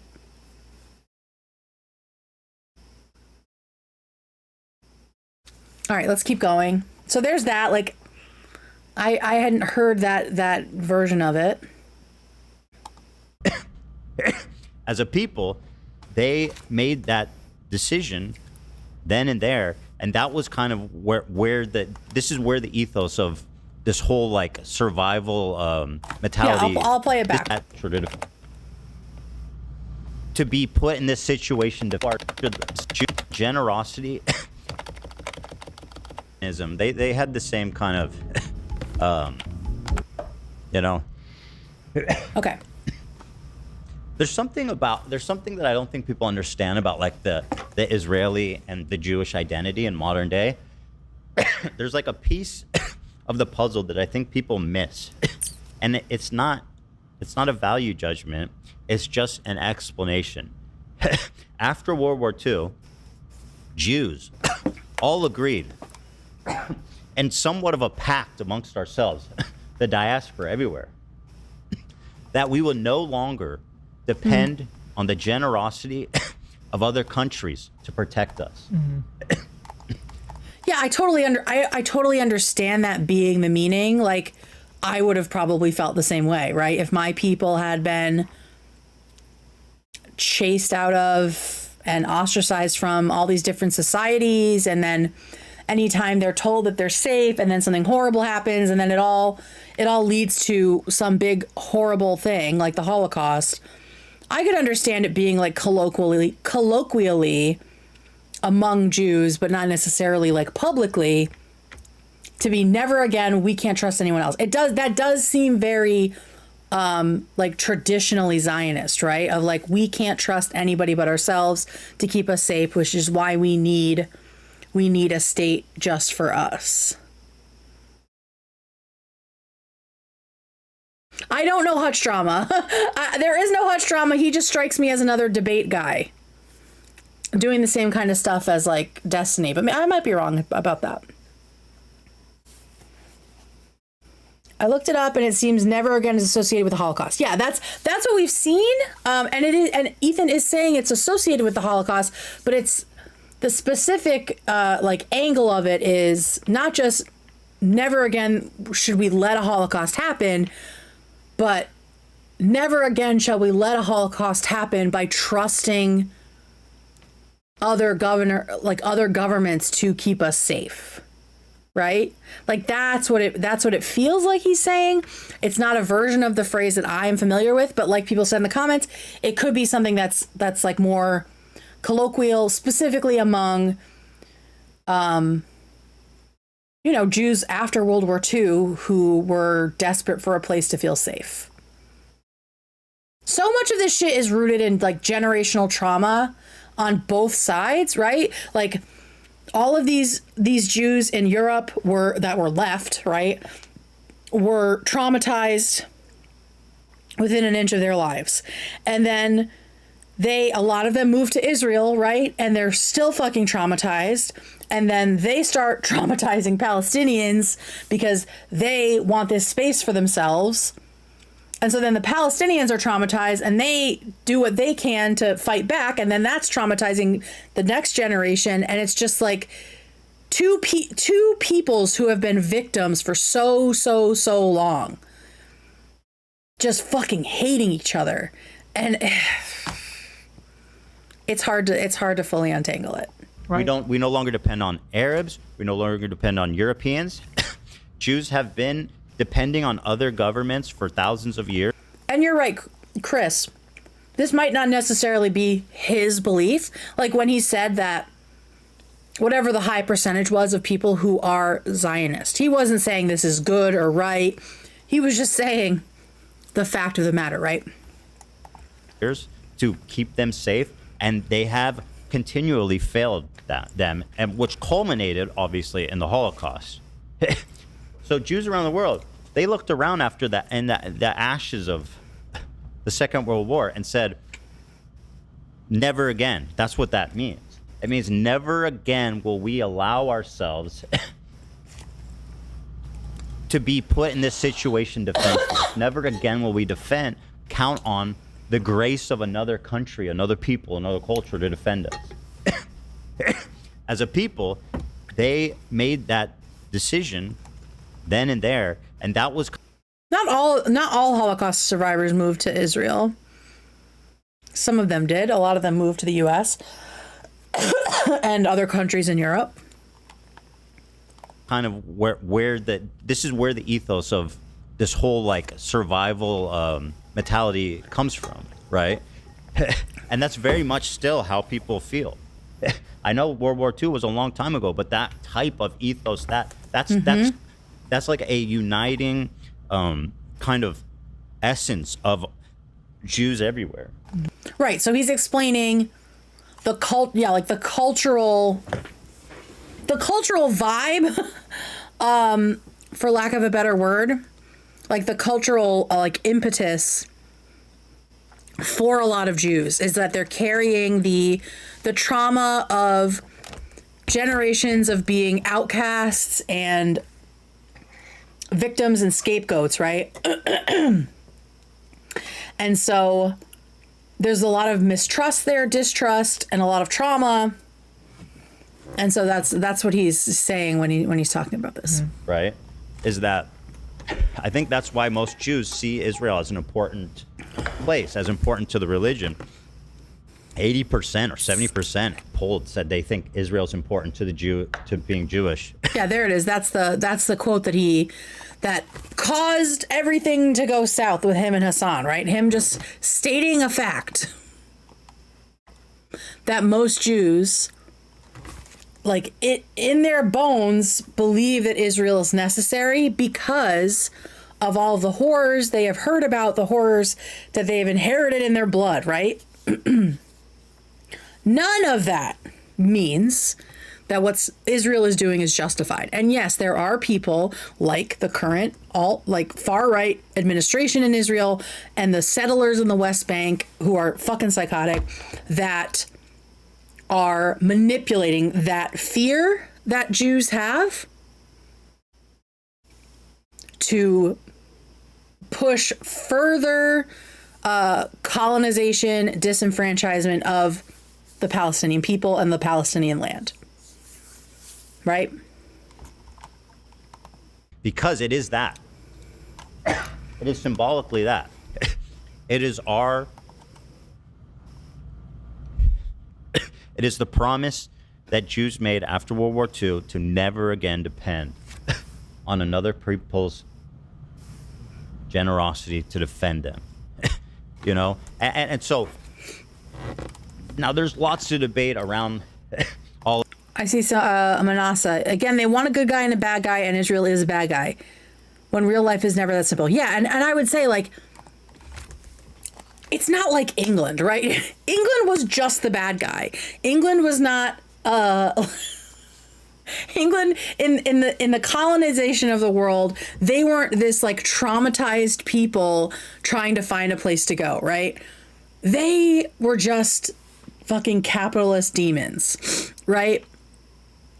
Of course, the English, the British, had a role in creating fucking Israel, right? The Balfour Declaration after World War I sort of laid the groundwork for that. And then they owned Palestine for a while.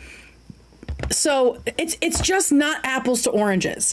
It's not the same as British people, as Europeans moving to the US and killing all the Native Americans. It is similar. But the history of a lot of the people involved is something you have to at least think about, right? Not that makes it reasonable or understandable or defendable, right? Or defensible, right? That's something I'm just going to keep saying. But like, Jews are a serious minority. They went through hell. I am shocked and saddened that there is any Jew in Israel that is okay with the shit happening in Gaza and the West Bank.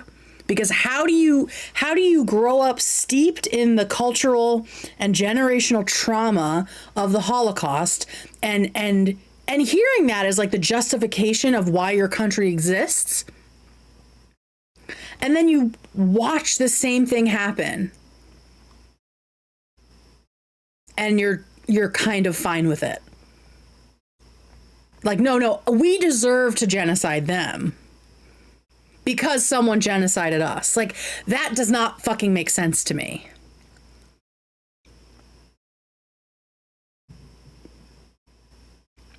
Right? That part I don't understand. As a non-Jew, as a non-Israeli, like, I don't understand how anyone, and I'm saying, like Hila says, there is an uprising happening of the people against Netanyahu, against the genocide, against the hostages still being kept, if any of them are still alive, right? That is happening, but there is still a large population of Israelis who don't see the parallels at all. You know?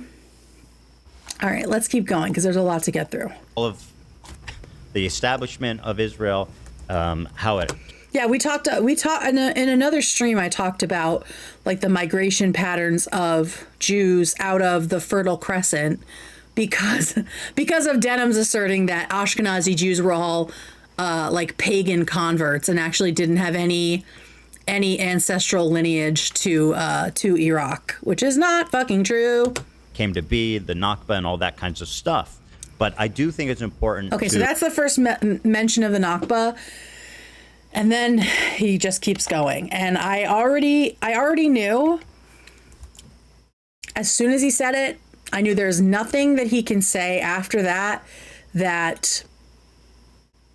the Hassans of the world are going to take well. Like, that is, I think him opening this door just chummed the waters. And I think the snarkers are going to run crazy with this. I mean, this happened, what, 5 hours ago? 6 hours ago? And there was already someone using a clip from this, from the Snark subreddit in my Twitter messages, my Twitter comments. So they've got the clip. Of course they do. And they're using it. And that's why I wanted to show the clip in its entirety and talk about it, because I know he's going to get hammered for this. And maybe there is some criticism that is valid. And I thought that we could maybe model that together, model some researching and fact checking, right? And show that we are different than the Hassan orbiters and fans and the snarkers, right? We can hold multiple truths. We can learn things, change our minds. We can tell our favorite podcaster, our favorite show host, that maybe he missed something, right? And that doesn't mean that what happened to the Jews in the Middle East was right. You know, like we're just gonna ride into this, and I'm gonna walk you through the way I research. You're going to see how my brain works on that stuff. It might be familiar to you. It might be the way that you research. You might learn new ways to research. But I have no problem learning more about this before like having a comment instead of just blindly defending Ethan. Right? I think we can all agree on that. There's no point for Ethan to preemptively censor himself for snark. Exactly. Yeah. And that's the thing. Like, no matter what he said here, it was going to get clipped. So let's just learn together. Let's consider this a learning opportunity and see where it goes from here. Okay. All right. Let me rewind this. People's generosity to defend them, you know? And so now there's lots to debate around all of the establishment of Israel, how it came to be, the Nakba and all that kinds of stuff. But I do think it's important to bear in mind the philosophy, the mentality, the survival instincts that kicked in after World War II that persist to this day. And I think that acknowledging all of that is is maybe one of the only ways that we can really change the trajectory of things, right? Like up until now, it's like neither side wants to acknowledge the other side's own history and trauma and beliefs and feelings and all this shit that's like wrapped up. So I think it's important that we talk about it, right? It doesn't mean it makes people right. It's just the reality of people, right? It's human behavior, it's sociology, it's what people do in groups and what people do when they're scared and what people do when they're threatened, right? It doesn't make it right, but it is what happens. And you kind of have to deal with the reality of human behavior if you want to fix things. And I mean, of course, the Israelis feel that every day. They're surrounded by countries that have been continually in trying to war with them, destroy them. I mean, you know what happened one day before the Nakba? I don't know if people don't really talk about this. One day before the Nakba. People don't know. What happened one day before the Nakba? Tell us, Ethan, because I don't know. Palestinians were living at home. What? AB, yeah. The Palestinians were living at home. Yes, that is true. What sucks is like the Palestinians have gotten caught up in all of this shit from the sound of it. Like from the research I started to do, which we'll get further into. It's like all these other countries invaded Israel. And because Palestine was the neighbor, like they were the ones that got the shit end of it. I said Palestinians were living at home. Can someone explain the Israelis taking over homes of Palestinians to me? I hear people say this all the time, but are they talking about now or the 40s? Sadly, it's both. If you look into like the West Bank, the settlers do disgusting things there. Like they're throwing people out, throwing their mattresses out into the street and just claiming their homes in the name of Israel and Judaism. It's really, really, really gross. It's happening even today. Well, sure. Yep. And you know what else happened? Egypt, Syria, Lebanon, Jordan, all invaded Israel to kill everybody there. They unilaterally, there was 5 Arab countries that unilaterally unified to invade Israel and kill every fucking person there or remove them forcibly. It was the invading fucking Arab armies that told the Palestinians to leave and come back when the war was over. They thought they were going to steamroll all the Jews living there. They didn't. They lost the war, and a lot of the Palestinians who were told to leave and come back never got to come back home. Now a lot of Palestinians did stay in Israel, and those people are citizens today. 2 million plus of them live in Israel proper, which I think is the correct term, not Greater Israel, which is something else. Poor Ethan and his ticks. It's funny. There's a clip of Frogan even saying like, my family lost their house in the Nakba. They were told to leave. They were told to leave and come back. Yeah. Okay, so, all right. So what Ethan seems to be saying here is that before the Nakba, before the Israeli retaliation, that Israel was invaded, like this was like the day that Israel was created, they were invaded by 5 nations, 5 Arab nations, Palestine not one of them because they weren't a nation. Invaded by 5 nations, and those 5 nations told the Palestinians who were living in Israel to evacuate so they wouldn't get hurt. And to come back after. But then they couldn't come back because the Arab nations lost the war. He's putting the blame of the Nakba on Arab countries instead of Israel. Yeah. So we're gonna let's stop the Ethan here and just look at some of the resources that I found to talk more about this. All right. First of all, I found this on the UN. we know that the UN is not like the best, they're not the most effective body, but they are a governing, like a international governing body. So let's see what they have to say about it. And we're just going to read it through, and then we're going to look at like the general Nakba Wikipedia. And then also I have a pretty in-depth discussion it's like a historian's Reddit, and all of the posts like have sources and stuff, which I love. So that's where we're going to start. It might branch into other places, but I'll just show you like this is how I kind of like get a feel for an issue or a subject. And then from there, I might, look at the different links that are here, or I might Google something that is of interest in here and find a more primary source. I'm going to take these off for now because it's just going to be a lot of reading. Okay. And remember, we are learning here, so let's be nice in chat. The Nakba, which means catastrophe in Arabic, refers to the mass displacement and dispossession of Palestinians during the 1948 Arab-Israeli War.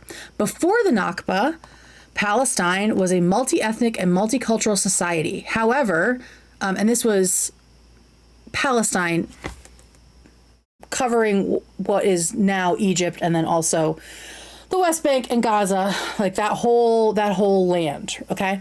Palestine was a multi-ethnic and multicultural society. So Palestinians were living there, Arabs from other countries were living there, Jews were living there, Christians were living there, Muslims were living there. However, the conflict between Arabs and Jews intensified in the 1930s with the increase of Jewish immigration driven by persecution in Europe, and with the Zionist movement aiming to establish a Jewish state in Palestine. Now, I wonder if at that time Jewish people were also being driven out of the Arab countries, or if that came after Israel was founded. Because that also happened, right? And I mean, Ethan was talking about that. It was like, was it hundreds of thousands of Jews were driven out of like the different Arab countries, and a lot of them ended up in Israel? They were talking about that during the Hassan debate. In November 1947, the British were absolutely part of this. The British were part of fucking making Israel, like the borders of Israel. It's trash. We'll talk about that in the mandate for Palestine. So that's coming. In November 47, the UN General Assembly passed a resolution partitioning Palestine. How did the UN General Assembly have the fucking right to do that? Partitioned Palestine into two states, one Jewish and one Arab. So this is where the fucking problems begin. Like, that's fine. Like, people are moving there, right? Jewish people are moving to the Middle East because of Hitler, right? If that had just happened, that would have been fine. But the Zionist movement and then like the outside Western forces that were trying to, get a foothold, I feel like that is where everything gets fucked up, right? It's when all of these countries that just want power get in the way of people just trying to find a safe place to be, right? So the UN partitions Palestine into two states, one Jewish and one Arab, with Jerusalem under a UN administration. The Arab world rejected the plan, arguing that it was unfair and violated the UN Charter. Should I blow this up for y'all? Should I make it a little bigger? Is that better? Okay, so it was going to be two states, which we're still trying to get to today, right? Partitioned it into two states, Jewish and Arab, with Jerusalem under a UN administration. I think Jerusalem was like, oh God, I'm just like so underinformed on this shit, because I feel like Jerusalem was both Jewish and Arab at that time. Jews were living under Jim Crow-like conditions in the Arab countries, so I can see why they would want to leave. Yeah, and then I don't understand why they would do Jim Crow shit to whatever. We'll get there. So the Arab world rejected the plan, arguing that it was unfair and violated the UN Charter. But wasn't it the charter? Jewish militias launched attacks against Palestinian villages. So this is before the Nakba. This was already happening, forcing thousands to flee. The situation escalated into a full-blown war in 1948. This kind of like yada yadas things, you'll see. the situation escalated into full-blown war in 1948 with the end of the British mandate. We'll talk about the mandate. And the departure of British forces, the Declaration of Independence of the State of Israel. So literally like the day that the State of Israel was created. And the entry of neighboring Arab armies. So I think this is what Ethan was talking about when he said the day before the Nakba, 5 countries invaded Israel and tried to kill everybody.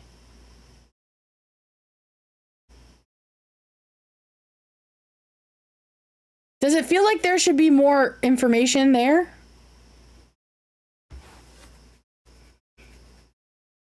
I don't know. That feels like maybe there should be more information. The entry of neighboring Arab armies doesn't tell us much about what was happening there, and it's kind of hard to find what exactly was happening during that period.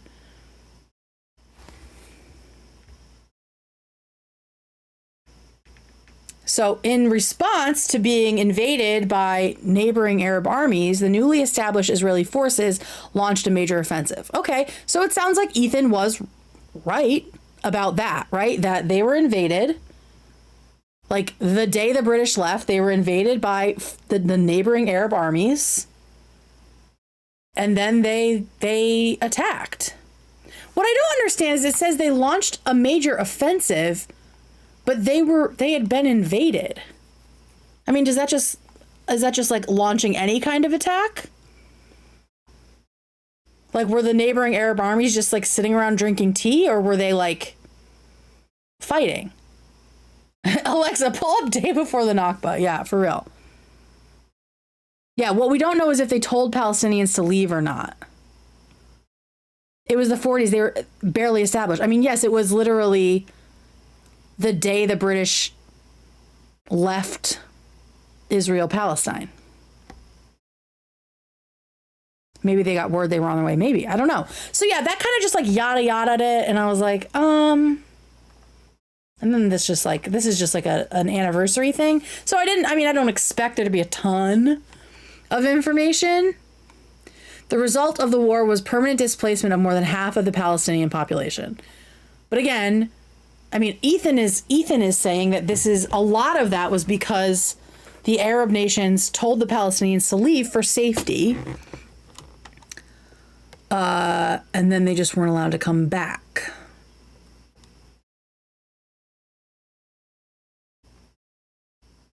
I do, if that's true, I do find that interesting, right? And that that's what I'm saying. Like, I keep finding when I'm reading about Israel and Palestine is like there's little bits that get left out.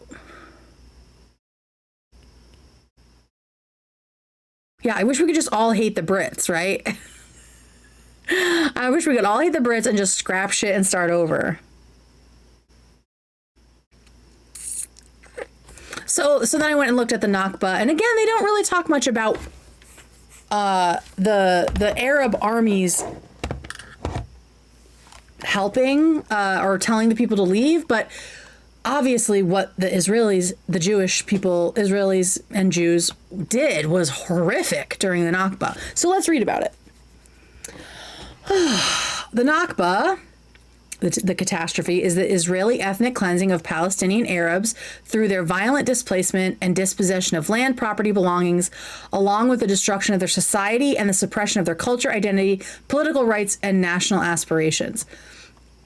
The term is used to describe the events of the 1948 Palestine War in Mandatory Palestine, as well as the ongoing, is that the one that I did? Mandatory Palestine was a British geopolitical entity that existed between 1920 and 1948. So, Mandatory Palestine was under British rule after World War I. And then Israel happened. The Brits pulled out. Chaos ensued. As well as the ongoing persecution and displacement of Palestinians by Israel. Yeah, like the settlers of today are doing this kind of shit still. As a whole, it covers the fracturing of Palestinian society and the long-running rejection of the right of return for Palestinian refugees and their descendants. So they just like aren't allowed to come back. It reminds me of what happened in Cuba. Like my friend's family was airlifted out of Cuba in the 70s, I think, during like under Castro. And the old Cuban people until they died were like next year in Cuba. Like they really thought they were going to be able to go back, but they weren't. During the foundational events of the Nakba in 1948, approximately half of Palestine's predominantly Arab population, or around 750,000 people, were expelled from their homes or made to flee through various violent means. At first by Zionist paramilitaries, and after the establishment of the State of Israel by its military. So it started off with like settler bullshit, essentially. So, I mean, the founding of Israel from day one has just been violent, disgusting violence, right? But sadly, I imagine this is how a lot of countries are formed, right? We just haven't gotten to like watch that happen very much. Like if you look at like the, what happened in like Yugoslavia and everything, like, I haven't seen, is there a non-violent way for a fucking country to happen? Again, not justifying it. I'm just saying that this is what happens and it's terrible. None of it is excusable. None of it is excusable. And after the establishment of the State of Israel, by dozens of massacres targeted Palestinian Arabs, and over 500 Arab majority towns, villages, and urban neighborhoods were depopulated. Forcibly depopulated, with a majority left being destroyed and left uninhabitable. A big piece of this, I think the uninhabitable part, was like the destruction of the olive groves, the olive tree groves, which were so important to Palestinian people and culture and history. It's just disgusting, like the decimation of the culture and the history. And I mean, you can see it now with like the IDF destroying universities and research and all kinds of like cultural touchstones in Gaza. It's horrible. Many of the settlements were either completely destroyed or repopulated by Jews and given new Hebrew names. Israel employed biological warfare against Palestinians by poisoning village wells. By the end of the war, 78% of the total land area of the former Mandatory Palestine was controlled by Israel. So that wasn't how it was supposed to be, right? They were supposed to be divided, I think, pretty evenly. Let me go to the top of this. Is this the map? No, that's not it. A, B. Map signed by Sykes and Picot, enclosed in the Anglo-French correspondence. Look, there's just so much, guys. There's so much. Commitment regarding the Jewish people, the Balfour Declaration. Palestine and Transjordan on a pre-World War I bid. Okay, so that's not it. Immediately following the declaration of war, the British War Cabinet began to consider the future of Palestine at the time. So they were owned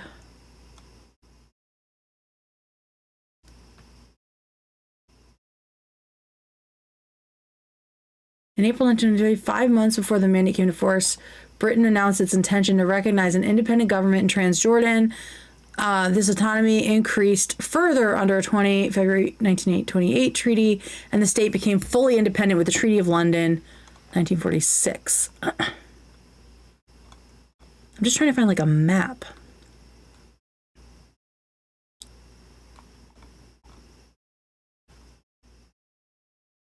Okay, so these are the key issues. Okay, this is what I wanted to find. This was interesting to me. Turkey was not a member of the League of Nations at the time of the negotiations. On the losing side of World War I, they did not join until 1932. Decisions about mandates over Ottoman territory. So before the British owned Palestine, Turkey did.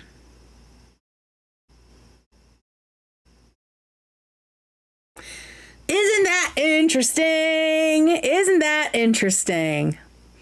I just found that very interesting. Okay, so the Conference of Lausanne began November 1922 with the intention of negotiating a treaty to replace the Treaty of Sèvres. In the Treaty of Lausanne, the Turkish government recognized the detachment of the regions south of the frontier agreed in the Treaty of Ankara and renounced its sovereignty over Palestine. So Turkey let go of Palestine in 22, and then the Brits took it over. And so when it was set up, the mandate, this is before Israel was created. This is when it was like British Palestine or whatever it was called. The key issues were a national home for the Jewish people, freedom of religion and education, and the borders. Okay, this is what we wanted to see. Before World War I, the territory which became mandatory Palestine was the former Ottoman Empire divisions of the Mustasarrafate of Jerusalem and the southern part of Beirut Vilayet. What became Transjordan was the southern... Oh my God. During the war, the British military divided... Okay, let's see. What does it say? 3 proposals for the post-World War I administration of Palestine. International administration proposed in the 1916 Sykes-Picot Agreement. So what was this? 1919, a Zionist organization proposal at the Paris Peace Conference.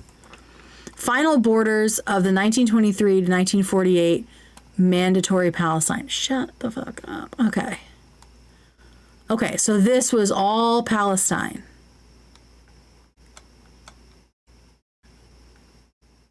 A geopolitical entity, but not recognized as a government.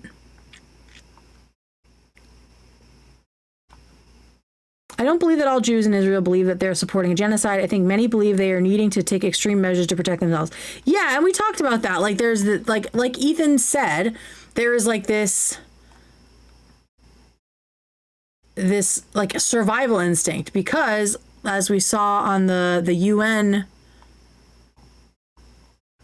page, that Israel was immediately invaded, like at the day that they became Israel, right, by the different towns. But what happened after that was disgusting, right? They don't really talk about it here. The roots of the Nakba are traced to the arrival of the Zionists and their purchase of land in Ottoman Palestine in the late 19th century, right? So Turkey owned Palestine at that time. Zionists wanted to create a Jewish state in Palestine with as much land, as many Jews, and as few Palestinian Arabs as possible. This is according to Manna 2022. The principal objective of the Zionist leadership to keep as few Arabs as possible in the Jewish state.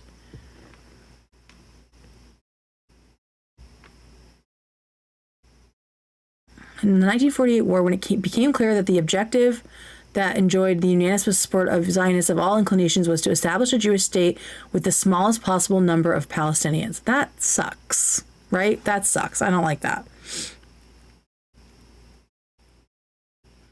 Yeah, Palestine is completely locked in, and the Green Line is actively being pushed past. They have nowhere to go. Yeah, and the Green Line, I mean, I saw stuff about like real estate over the Green Line, and like at this place in New Jersey, they were doing like a real estate conference trying to get people to move past the Green Line. After the partition of the Ottoman Empire, which is when Turkey gave up control of Palestine to Britain, British-ruled mandatory Palestine began in 1922. This we already know, right? We saw it in another thing. By then, the Jewish population had grown to about 10%. It was 6% in 1917 during the Balfour Declaration. So numbers are going up because Jews aren't wanted in a lot of different places, right? They were getting kicked out of Europe. They were getting kicked out of Arab countries as well, or Muslim majority countries. Both the Balfour Declaration and the mandate for Palestine referred to the 90% Arab population as existing non-Jewish communities. So they were really centering the Jewish communities there. Is everyone being cool in chat? Is everyone being cool? Okay, everyone wants me to talk about Kendra tomorrow. I'll see if I can do enough research to feel good about that. All right, following World War II and the Holocaust, obviously this is when everything ramped up. Again, just fucking men committing violence and ruining everything. You know what's up? In February 1947, the British declared that they would end the mandate and submit the future Palestine to the newly created United Nations for resolution. Ah, okay. So that's why the UN was involved. They were brand new. Their first job was figuring out Israel-Palestine. No pressure, guys. No pressure. You really nailed it. The UN Special Committee on Palestine was created in September of 47. They submitted a report recommending partition. So, two-state. Palestinians and most of the Arab League were opposed to the partition. So Palestinians wanted all of the land to remain Palestine. To me, that's completely reasonable, right? Up until this point, they had always been Palestine. That totally makes sense to me. And at that time, Jews were a minority, but I'm assuming people were living pretty okay with each other. I don't see proof that there was like there were horrible things happening. It was just like a multicultural kind of place.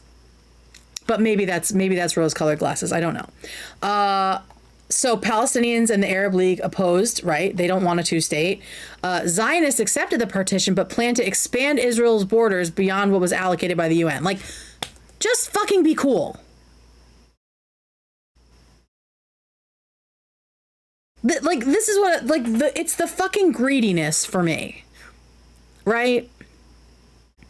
First of all, there's this, I feel like there's an assumption that Jews and Arabs could not live together, right? That was impossible. So then all of these other countries decided what to do about this, the Palestine problem, right? Like they had to split them up. Like, why? In the autumn of 1947, Israel and Jordan, with British approval, secretly agreed to divide the land allocated to Palestine between them after the end of British mandate. So Jordan is fucked up too. There was a lot of arguing over religious cultural sites. Right. That does make sense to me. So there was already sneaky shit happening in 1947, right? Like, not just the Zionists, but also Jordan is trying to get some of Palestine too. So this was the plan. Let me see if I can zoom on this. Can I zoom in? Yes. Oh, beautiful. État Arabe. Oh, thank God I speak French. Am I right? Okay. The Jewish state is... From what I've heard, this is mostly desert, but that might be wrong. Because I did hear that from someone who is a Zionist. So, when they talk about like, oh, this is all Israel, it's like, and that was all Palestine before, it's like, well, that's just like mostly desert, but I don't know if that's true. That's just what I've heard. So, I mean, Israel already seemed to have a lot of the partition. And what's annoying is the greed to try to get more when you already have so much. Like, just fucking let people live. And the interesting thing is, yeah, the city of Jerusalem is kind of like neither. It's like neither, but it's in the middle. But then you have this weird shit, like on what planet did this look like a good way to split things? I heard that most of the fertile land went to the Israel side. I mean, you can see that, right? They get all of this coastline. The Arab state is like inland. They have like limited water access because this is all Egypt here, right? The only water access for Palestinians is either Gaza. There's Khan Yunis down there. There's Gaza or up here near the Lebanese border. So already it looks unfair to the people that have lived there forever, right? Not to say that there were not Jews who have lived in this region forever. But I feel like if you were a Jew that had lived there forever, you would have felt the same way. Like, what the fuck? Like, this is weird.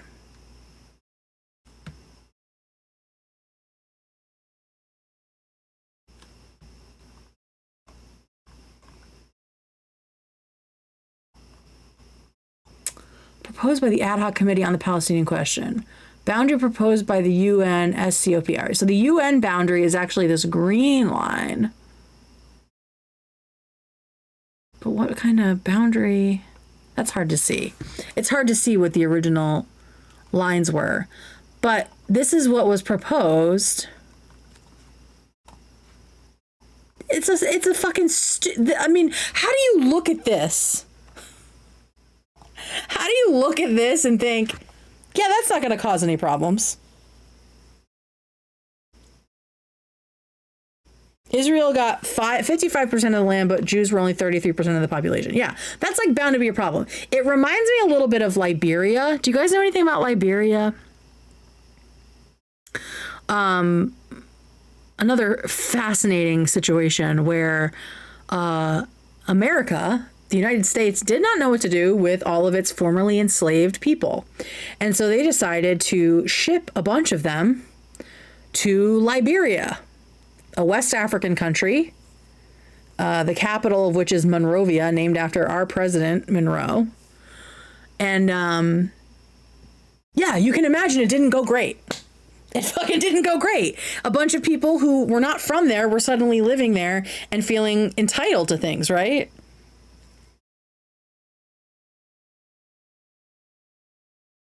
General Butt Naked from Liberia is one of my favorite characters in politics. Yes. So yeah, like that's what it reminds me of. That's what it's always reminded me of. Less of like Americans, or less of like colonizers coming to like the British coming to America and killing everybody, and more of formerly enslaved people needing or wanting a new safe home and going somewhere and assuming that they had the right to that land because they were told they were, and then being like, oh shit, there's other people here who feel the same way, right? Like, why is no one talking about that? I feel like Liberia is like a great example. It's a much better example than comparing it to the US, I think. Anyway, so let's go back to... Can I fucking shut this? Where is it? Oh, okay, let me go back here. So there's a partition plan. So yeah, Israel and Jordan are trying to do crazy shit. Okay, so November 1947, the resolution passes on this partition plan. And we have Israel and Palestine. But how was there no plan for Palestine to become its own state? Like, that's what I don't understand. I imagine that comes from later wars and shit. Okay, so at the time, Arabs made up about 2/3 of the population, right? So 1/3 of the population were Jews, and they got a lot of the land. Arabs made up 2/3 of the population and owned about 90% of the land, while Jews made up between 1/4 and 1/3 of the population and owned about 7% of the land. The UN partition planned to allocate to Israel about 55% of the land. This is what... was it ABC saying this? Yes. So the partition planned to give Israel 55% of the land. 90% of it was owned by Palestinians or Arabs, where the population was about 500,000 Jews and 407,000 to 438,000 Arabs. Okay, so yes, there's Jews and Arabs living in this new partition of Israel, of course, because they've been there the whole time, right? Palestine was allocated the remaining 45% of the land, where the population was about 725,000 to 818,000 Arabs and 10,000 Jews. So there were Jews in the Palestine partition as well. Jerusalem and Bethlehem were to be an internationally governed corpus separatum with a population of 100,000 Arabs and 100,000 Jews. How fucking stupid and arbitrary is that?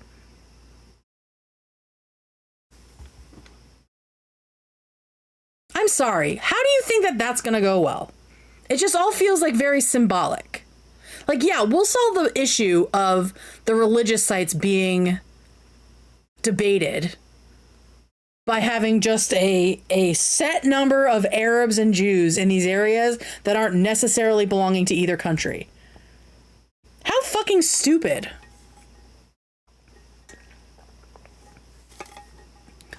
Okay.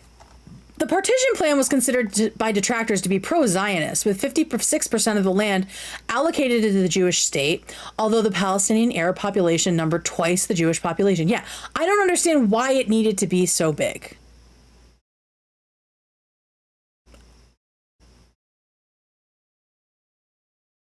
I don't see why it needed to be divided in the first place, but I don't understand the geopolitics at play, right? Like, I don't understand. I don't know how bad it was.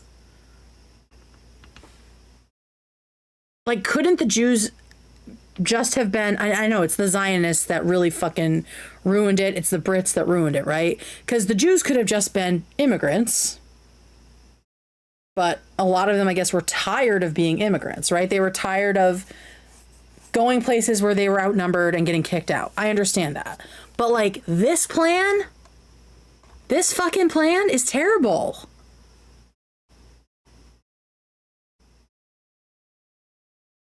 This whole thing was screwed from the beginning. I don't know how we get out of this, guys. The plan was celebrated by most Jews in Palestine. Well, yeah, because they were like, yeah, we get more land. But, like, the whole idea of, like, segregating populations is a bad idea. Like, the fact this was determined at a time when segregation was cool, right? Like, schools in the US were still segregated. So they were like, yeah, segregation works, man. Let's just do segregation. There's definitely not like an end in sight for that. Hang on, how much time we got left? 11 minutes. 11 minutes.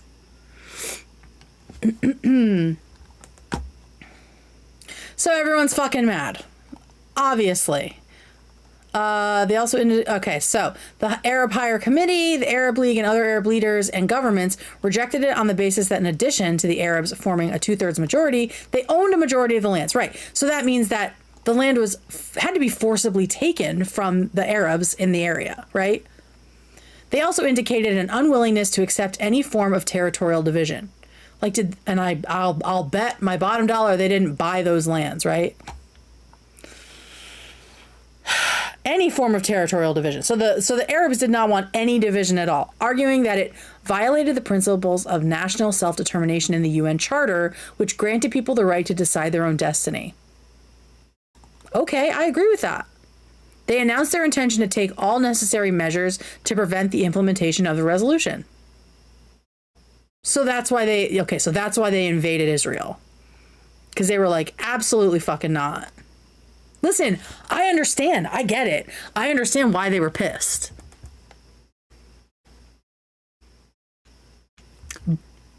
But did all of the countries need to be involved?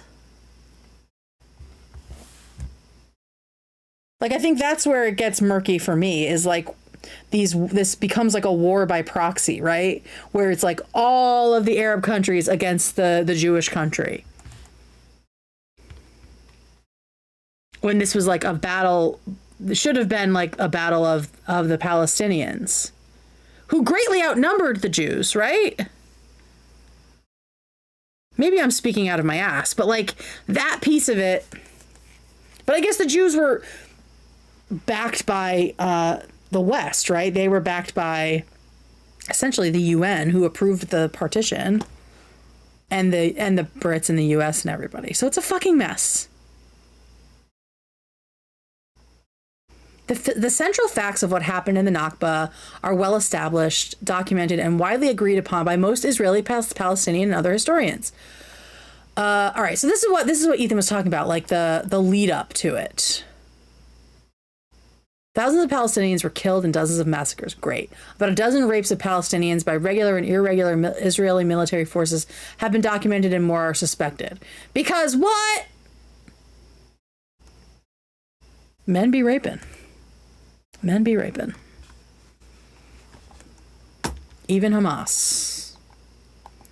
Israelis use psychological warfare, targeted violence, whispering campaigns, loudspeaker bans. Jesus fucking Christ. Okay. Small-scale local skirmishes began on November 30th, 1947, and gradually escalated until March of 1948. When the violence started, Palestinians had already begun fleeing, expecting to return after the war. Okay, so shit was happening on both sides, and people were like, I'm out of here. I'll be back when this is over, right? It doesn't seem like at this point they were forcibly being pushed out. The massacre and expulsion of Palestinian Arabs and destruction of villages began in December. Okay, so that's when Israel really ramped it up. And this is, by the way, they're not even Israel yet. They're not even Israel yet. Because that was 48.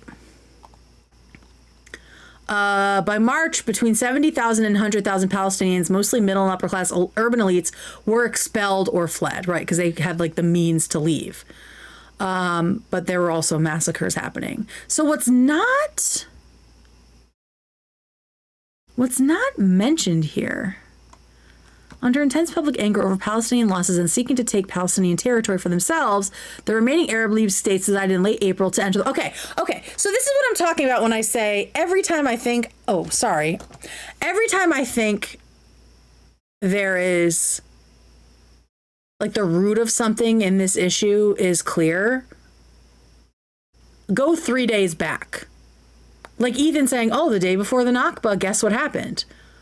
Okay, well, months before the Nakba, there were skirmishes happening, and Israelis, or future Israelis, like Israeli paramilitary people, were pushing people out, already massacring people. Known as the Al-Qisas massacre, was an attack on the Palestinian village of Al-Qisas carried out by the Palmach. Who the fuck is that? On December 18th, 1947, during the 1948 Palestinian War, 10 to 15 Palestinian villagers were killed in the attack, including 5 children. Okay, hang on. The Palmach. Now I have to look that up.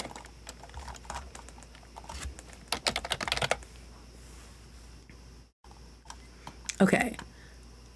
The elite combined strike forces unit of the Haganah, the main paramilitary organization of the Yishuv, the pre-1948 Jewish community in Palestine during the period of British mandate. Okay, so under the British mandate, there was a Jewish paramilitary group, like a militia. Over 2,000 men and women in 3 fighting brigades and auxiliary aerial, naval, and intelligence units. They were only established in 1941, aimed to defend the Palestinian Jewish community against 2 potential threats. Firstly, the occupation of Palestine by the Axis in the event of their victory over British North Africa. Okay, so they were first established to protect Palestine from Hitler. Secondly, if the British Army retreated from Palestine, Jewish settlements might come under attack from the Arab population. Okay. Do you see how deep this shit goes? Okay. 5 minutes. We got 5 minutes till Taylor.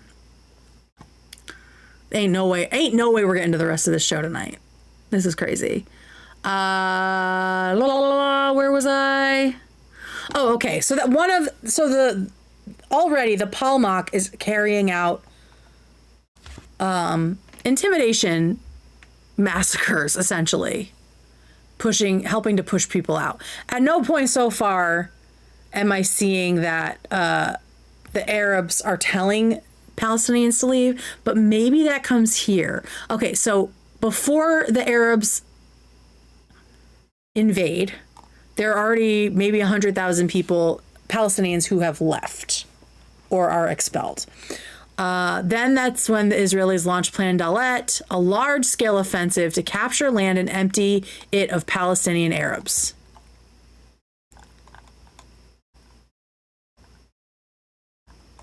One second. This is in April.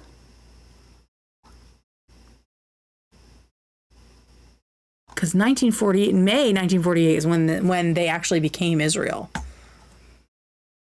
So it didn't start on the Day of Israel, right? It doesn't start with the Arabs invading on the Day of Israel. It started before that. Okay, now I'm fucking lost. Okay, there we go. Sorry. Israel captured and cleared land that was allocated to the Palestinians by the UN partition resolution. So I imagine this is part of their secret plan to get more surface area. Over 200 villages were destroyed during this period. Massacres and expulsions continued. Yeah, so how does this protect anyone from fucking whatever? Over 200 villages were destroyed. Major Palestinian cities were depopulated, including Tiberias, Haifa, Acre, Safed, and Jaffa, and the Palestinian Arab neighborhood in West Jerusalem as well. Israel began engaging in biological warfare, poisoning the water supply, which we saw. In May, one such operation caused a typhoid epidemic. Oh, typhoid's a salmonella. I didn't know that. Oh my God, that's awful. So it gave them all fucking food poisoning. Another attempt in Gaza was foiled by the Egyptians. Under intense public anger over Palestinian losses. Okay, this is where the Arab League steps in. So it wasn't, I think Ethan was wrong about this, for sure. That there was even more before that is the pre-Israelis were doing before the Arab League stepped in. Right? They were already trying to do a land grab. The armies of the Arab League states decided in late April and early May to enter the war after the British left. So that's when Israel was created. However, the armies of the newly independent Arab League states were still weak and unprepared for war. And none of the Arab League states were interested in the establishment of an independent Palestinian state, with Amin al-Husseini at its head. Okay, so they weren't really invested. The Arabs who invaded, the Arab countries who invaded, didn't really care if Palestine existed. Then that to me means, yeah, they just wanted the Jews out. So there's truth there, right? Neither the expansionist King Abdullah I of Jordan nor the British wanted the establishment of an independent Palestinian state. So no one fucking wanted this except the people who lived there, which is terrible. On May 14th, the mandate formally ended, the British troops left, and Israel declared independence. By that time, Palestinian society was destroyed, and over 300,000 Palestinians had been expelled or fled. On May 15th, Arab League armies entered the territory of former mandatory Palestine, beginning 1948 Arab-Israeli War. Most of the violence up to that point occurred in and around urban centers. British troops were still present. Okay. At the end of the mandate, Israel seized more land allocated to the Palestinians by the UN partition plan. We saw that. The Tantura massacre. Cool. Oh my God. The first truce between Israel and the Arab League nations was signed in early June and lasted about a month. Great. In the summer of 1948, Israel began implementing anti-repatriation policies to prevent the return of Palestinians to their homes. A transfer committee coordinated and supervised efforts to prevent Palestinian return, including the destruction of villages, resettlement of Arab villages with Jewish immigrants, confiscation of land, and the dissemination of propaganda discouraging return. During the 10 days of renewed fighting between Israel and the Arab states, over 50,000 Palestinians were expelled. A second truce was signed in mid-July and lasted until October. God, it's just been fucking fighting since day one. During two truces, Palestinians who returned to their homes, labeled infiltrated by the Israelis, were killed or expelled. Great.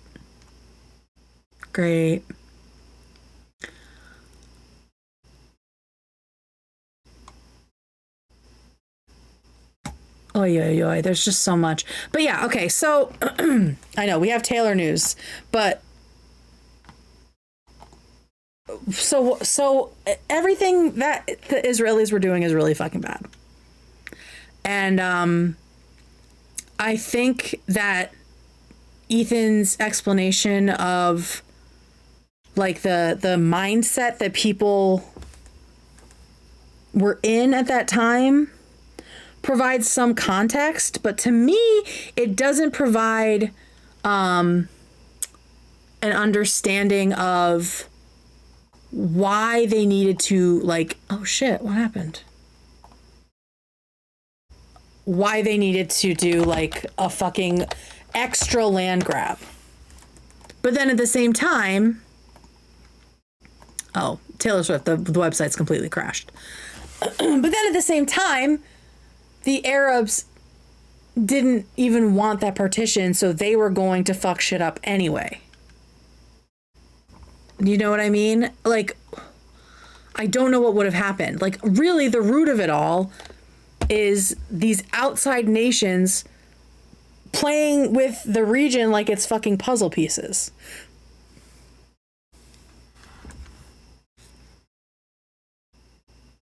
So, yeah, I wouldn't... I feel like anytime you talk about this shit, you have to go all the way back. You gotta go all the way back to the beginning. It's back up. Hang on. Hang on. Eee! Come on, get in there. Get in there. No? Okay, hang on. Oh, fuck, it typed out again. Oh my God. So yeah, that's where I'm landing on it. I'm still obviously like, we just read through a lot of shit, right? Oh God. Oh my God, is this just a fucking pre-order? Pre-order, The Life of a Showgirl. The Life of a Showgirl.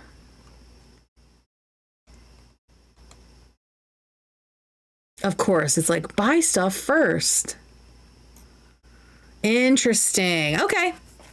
All right, we'll see what that ends up meaning. So we don't get to buy it and we don't get to listen to it. Cool. So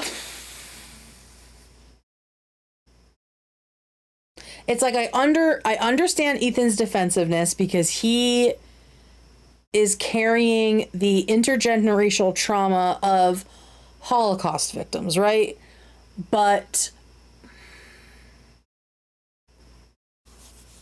I do think there was a lot of context missing from saying, oh, well, the day before the Nakba, the Arabs invaded, right?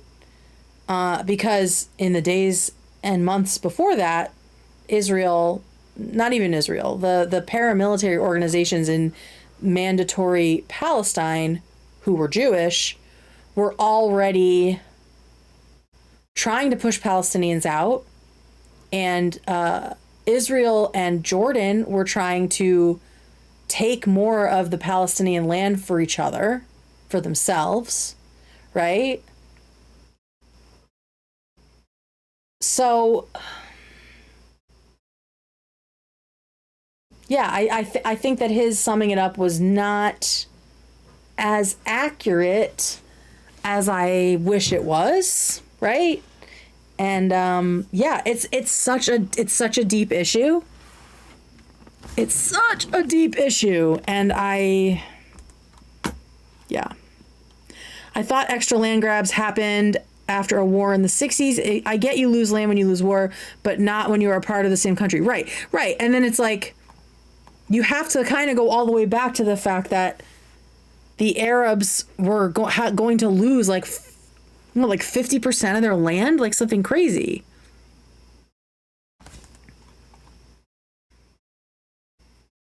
Like, I understand, like, that wasn't fair. Like, that was not fair at all. That was not fucking fair.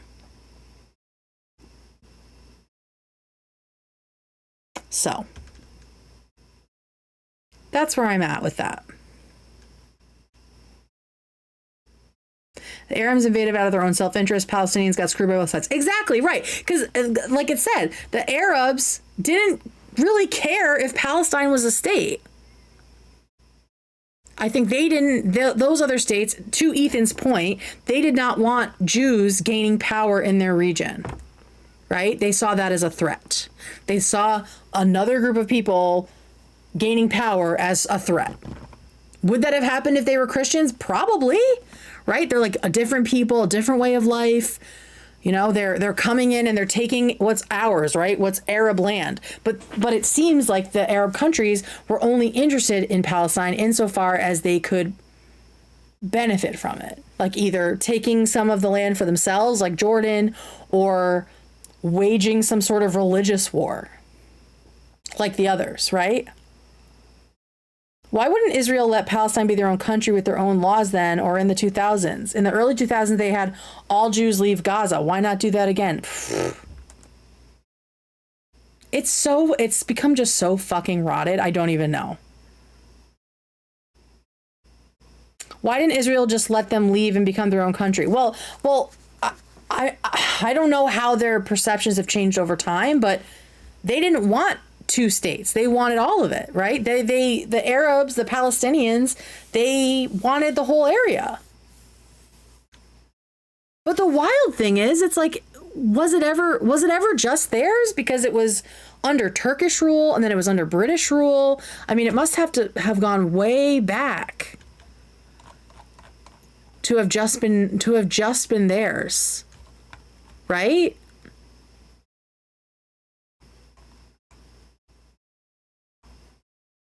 So yeah, I think Ethan spoke out of turn about the Nakba. Like, I don't think that they're,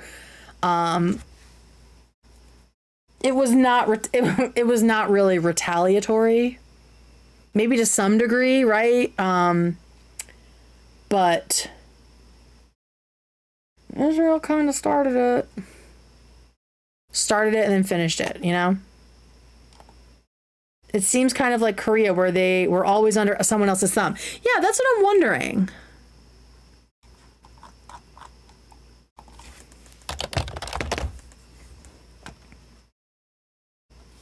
History. The region of Palestine, I'm not going to go through all of this, but let's see. There was a Jewish king. The Jewish kingdom conquered most of Palestine in the 2nd century BCE. So yes, Jews have always been there.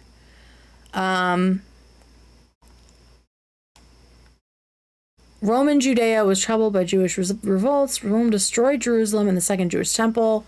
In the 4th century, Roman Empire adopted Christianity. Palestine became a center for religion, attracting pilgrims, monks, and scholars. Following Muslim conquest of the Levant, 636 to 641. Let me show you guys this. Okay. This goes fucking way back. Palestine itself was among the earliest regions to see human habitation, agricultural communities, and civilization. Because of its location, it has historically been seen as a crossroads for religion, culture, commerce, and politics. How fucking sad that this is how such a rich place has ended, you know? Ugh. Bronze Age, the Canaanites established city-states influenced by surrounding civilizations, among them Egypt, which ruled during the Iron Age. Two related Israelite kingdoms, Israel and Judah, controlled much of Palestine. And that's where Denham's was like, well, the Israelites weren't actually Jewish, which is not, we know now is not fucking true, right? There were always Jews there. Okay.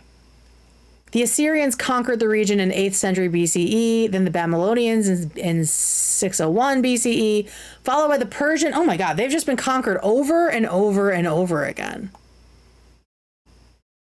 I think because of its location, because it was like such an optimal location, just over and over and over again conquered.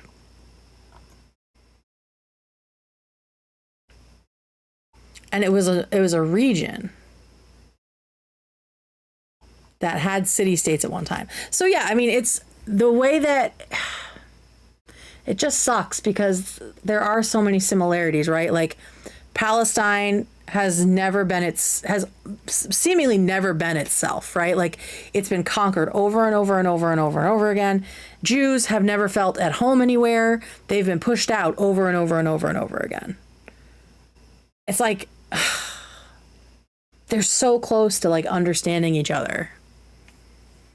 But then there's just all of this like greed and power and violence and selfishness and religion and like all of this gross shit.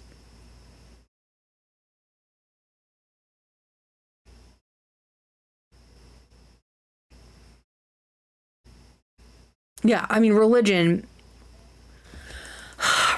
is like is such a fucking problem. So that's as far back as I want to go. 2nd century BC. I do want to recommend a book. I know a lot of people recommend nonfiction when talking about Palestine, right? Like in the history and stuff. And it is so fascinating. There's so much of it.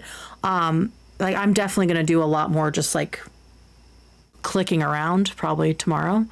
But the novel Salt Houses by Hala Alian, who's a Palestinian author, one of my favorite books of all time. It is so beautiful, and it is so... It's just such a wonderful book. And it really captures like the soul of Palestinians, I think, and the way... That's the book. And the way that, like, there's just so much yearning for a home that maybe never existed, but you miss it anyway, or, you know, everything that's been lost and like the generational weight of that. And also one of the characters is like older and has dementia. So there's like this element of like forgetting, and it's just like forgetting, but also being stuck in the past. It's just a beautiful book. 10 out of 10 recommended. I kind of want to read it again. Yeah, Taylor Swift is coming out with a new album, but we don't know when. Oh, I like that. The Irish word for that feeling. Yeah, the Irish understand it too. It's a beautiful book. It really is. It's just a gorgeous book. So 3 hours feels good, right? I had more stuff to talk about, but this is just where we ended. I think it was important to really talk. Oh, let's end on this. Let's end on something we can all agree on, which is that Netanyahu is a fucking demon from hell. And here is Ethan asserting that, despite his, in my opinion, I don't know, short-sighted. I don't know what to call his take on the Nakba. Maybe like there was a blind spot there, or like a misinformed. I don't know what to call it. But here he is shitting on Netanyahu. I think we can all say fuck the Brits and fuck Netanyahu. So everybody in the Middle East is it's getting fucked, right? It's horrible. There's war. There's conflict. There's ethnic cleansing. It's this continual shit show. And there's a genocide happening to Gazans, you know, just a horrific fucking development and what Netanyahu and they're all doing there. Dude, I'm ready. I'm ready to send Netanyahu to the... Ooh. Send him with Ben Shapiro. I'm ready to fucking... I don't know if I can say this, but... Dan's like, that don't. guy should be... Right? Yeah. Like, I'm right there with you guys. Let's put him on the... You think you're the only one? Have you seen all the protests in Israel? Him and his... Nobody in Israel supports what he's doing. That's Nobody. the thing, too. I don't think that's true, right? There are still a lot of extremists there. I don't know if there have been like recent surveys, but I'm happy to know that no one Ela knows, and no one Ela knows of, is supportive of this. I think it's one of those things where like in the big cities, everyone probably fucking hates him, right? But the more rural communities, the more extreme communities are probably just loving it, right? It's pure... We will do something related to books when I have members, and that's happening at 10K. So get those subbies up. Thank you. Social chaos, like, you know, Netanyahu wants to occupy the entire Gaza Strip. It's just chaos, right? Chaos. People have been on the street all day, every day. I mean, nobody supports what he's doing. Just a quick correction. I'm seeing that people commemorate the Nakba on May 15th, but it started in 1947. That's what I'm saying. Why do they commemorate it on May 15th? This catastrophe. It's a long. It's not. You're not going to be able to sum it up in 5 seconds, AB. Like you're not wrong. we've clearly learned tonight that it did start well before May 15th, right? In like dribs and drabs, and then it escalated, and then that is why the Arab League invaded. But we all know this now, right? Not sure why on that day. That doesn't really The make Nakba sense. was one incident. It Yeah. happened all at Okay. once. And it happened on May 15th, like it said.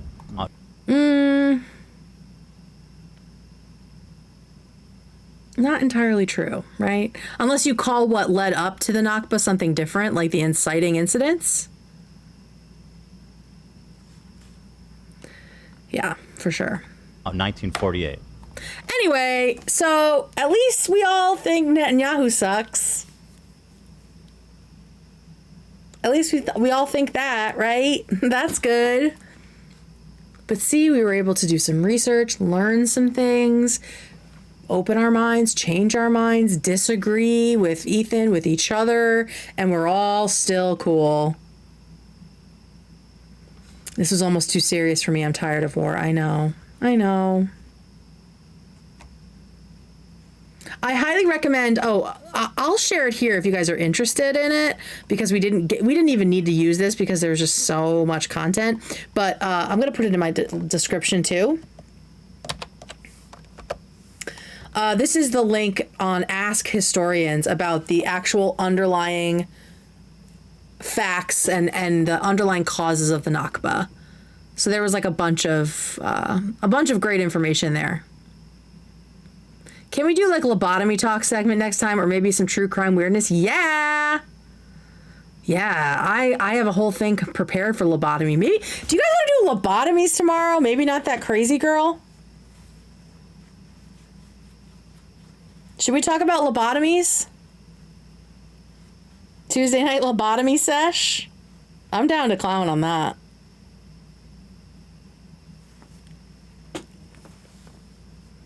Oh my god, group lobotomies? Let's go. That's a members perk. It's group lobotomies. Okay, so we want lobotomies tomorrow night. Let's do lobotomies tomorrow night. All right, cool. I vote ranking assholes, no crazy talk. Asshole talk is my vote. You down for Pilates and Lobos? Yeah. I got my lobotomy at Claire's. One Flew Over Kate's Chat. Oh, I love that. I love that movie and that book. All right, we will do lobotomies tomorrow night. We will put politics aside, except there is going to be obviously like Feminism 101, maybe some lesbian tangents. But yeah, thank you for hanging in, everyone who stayed, everyone who participated and chatted and let their opinions be known in chat. Have a wonderful Tuesday, and we'll see you tomorrow night. See you for the lobotomy tomorrow night.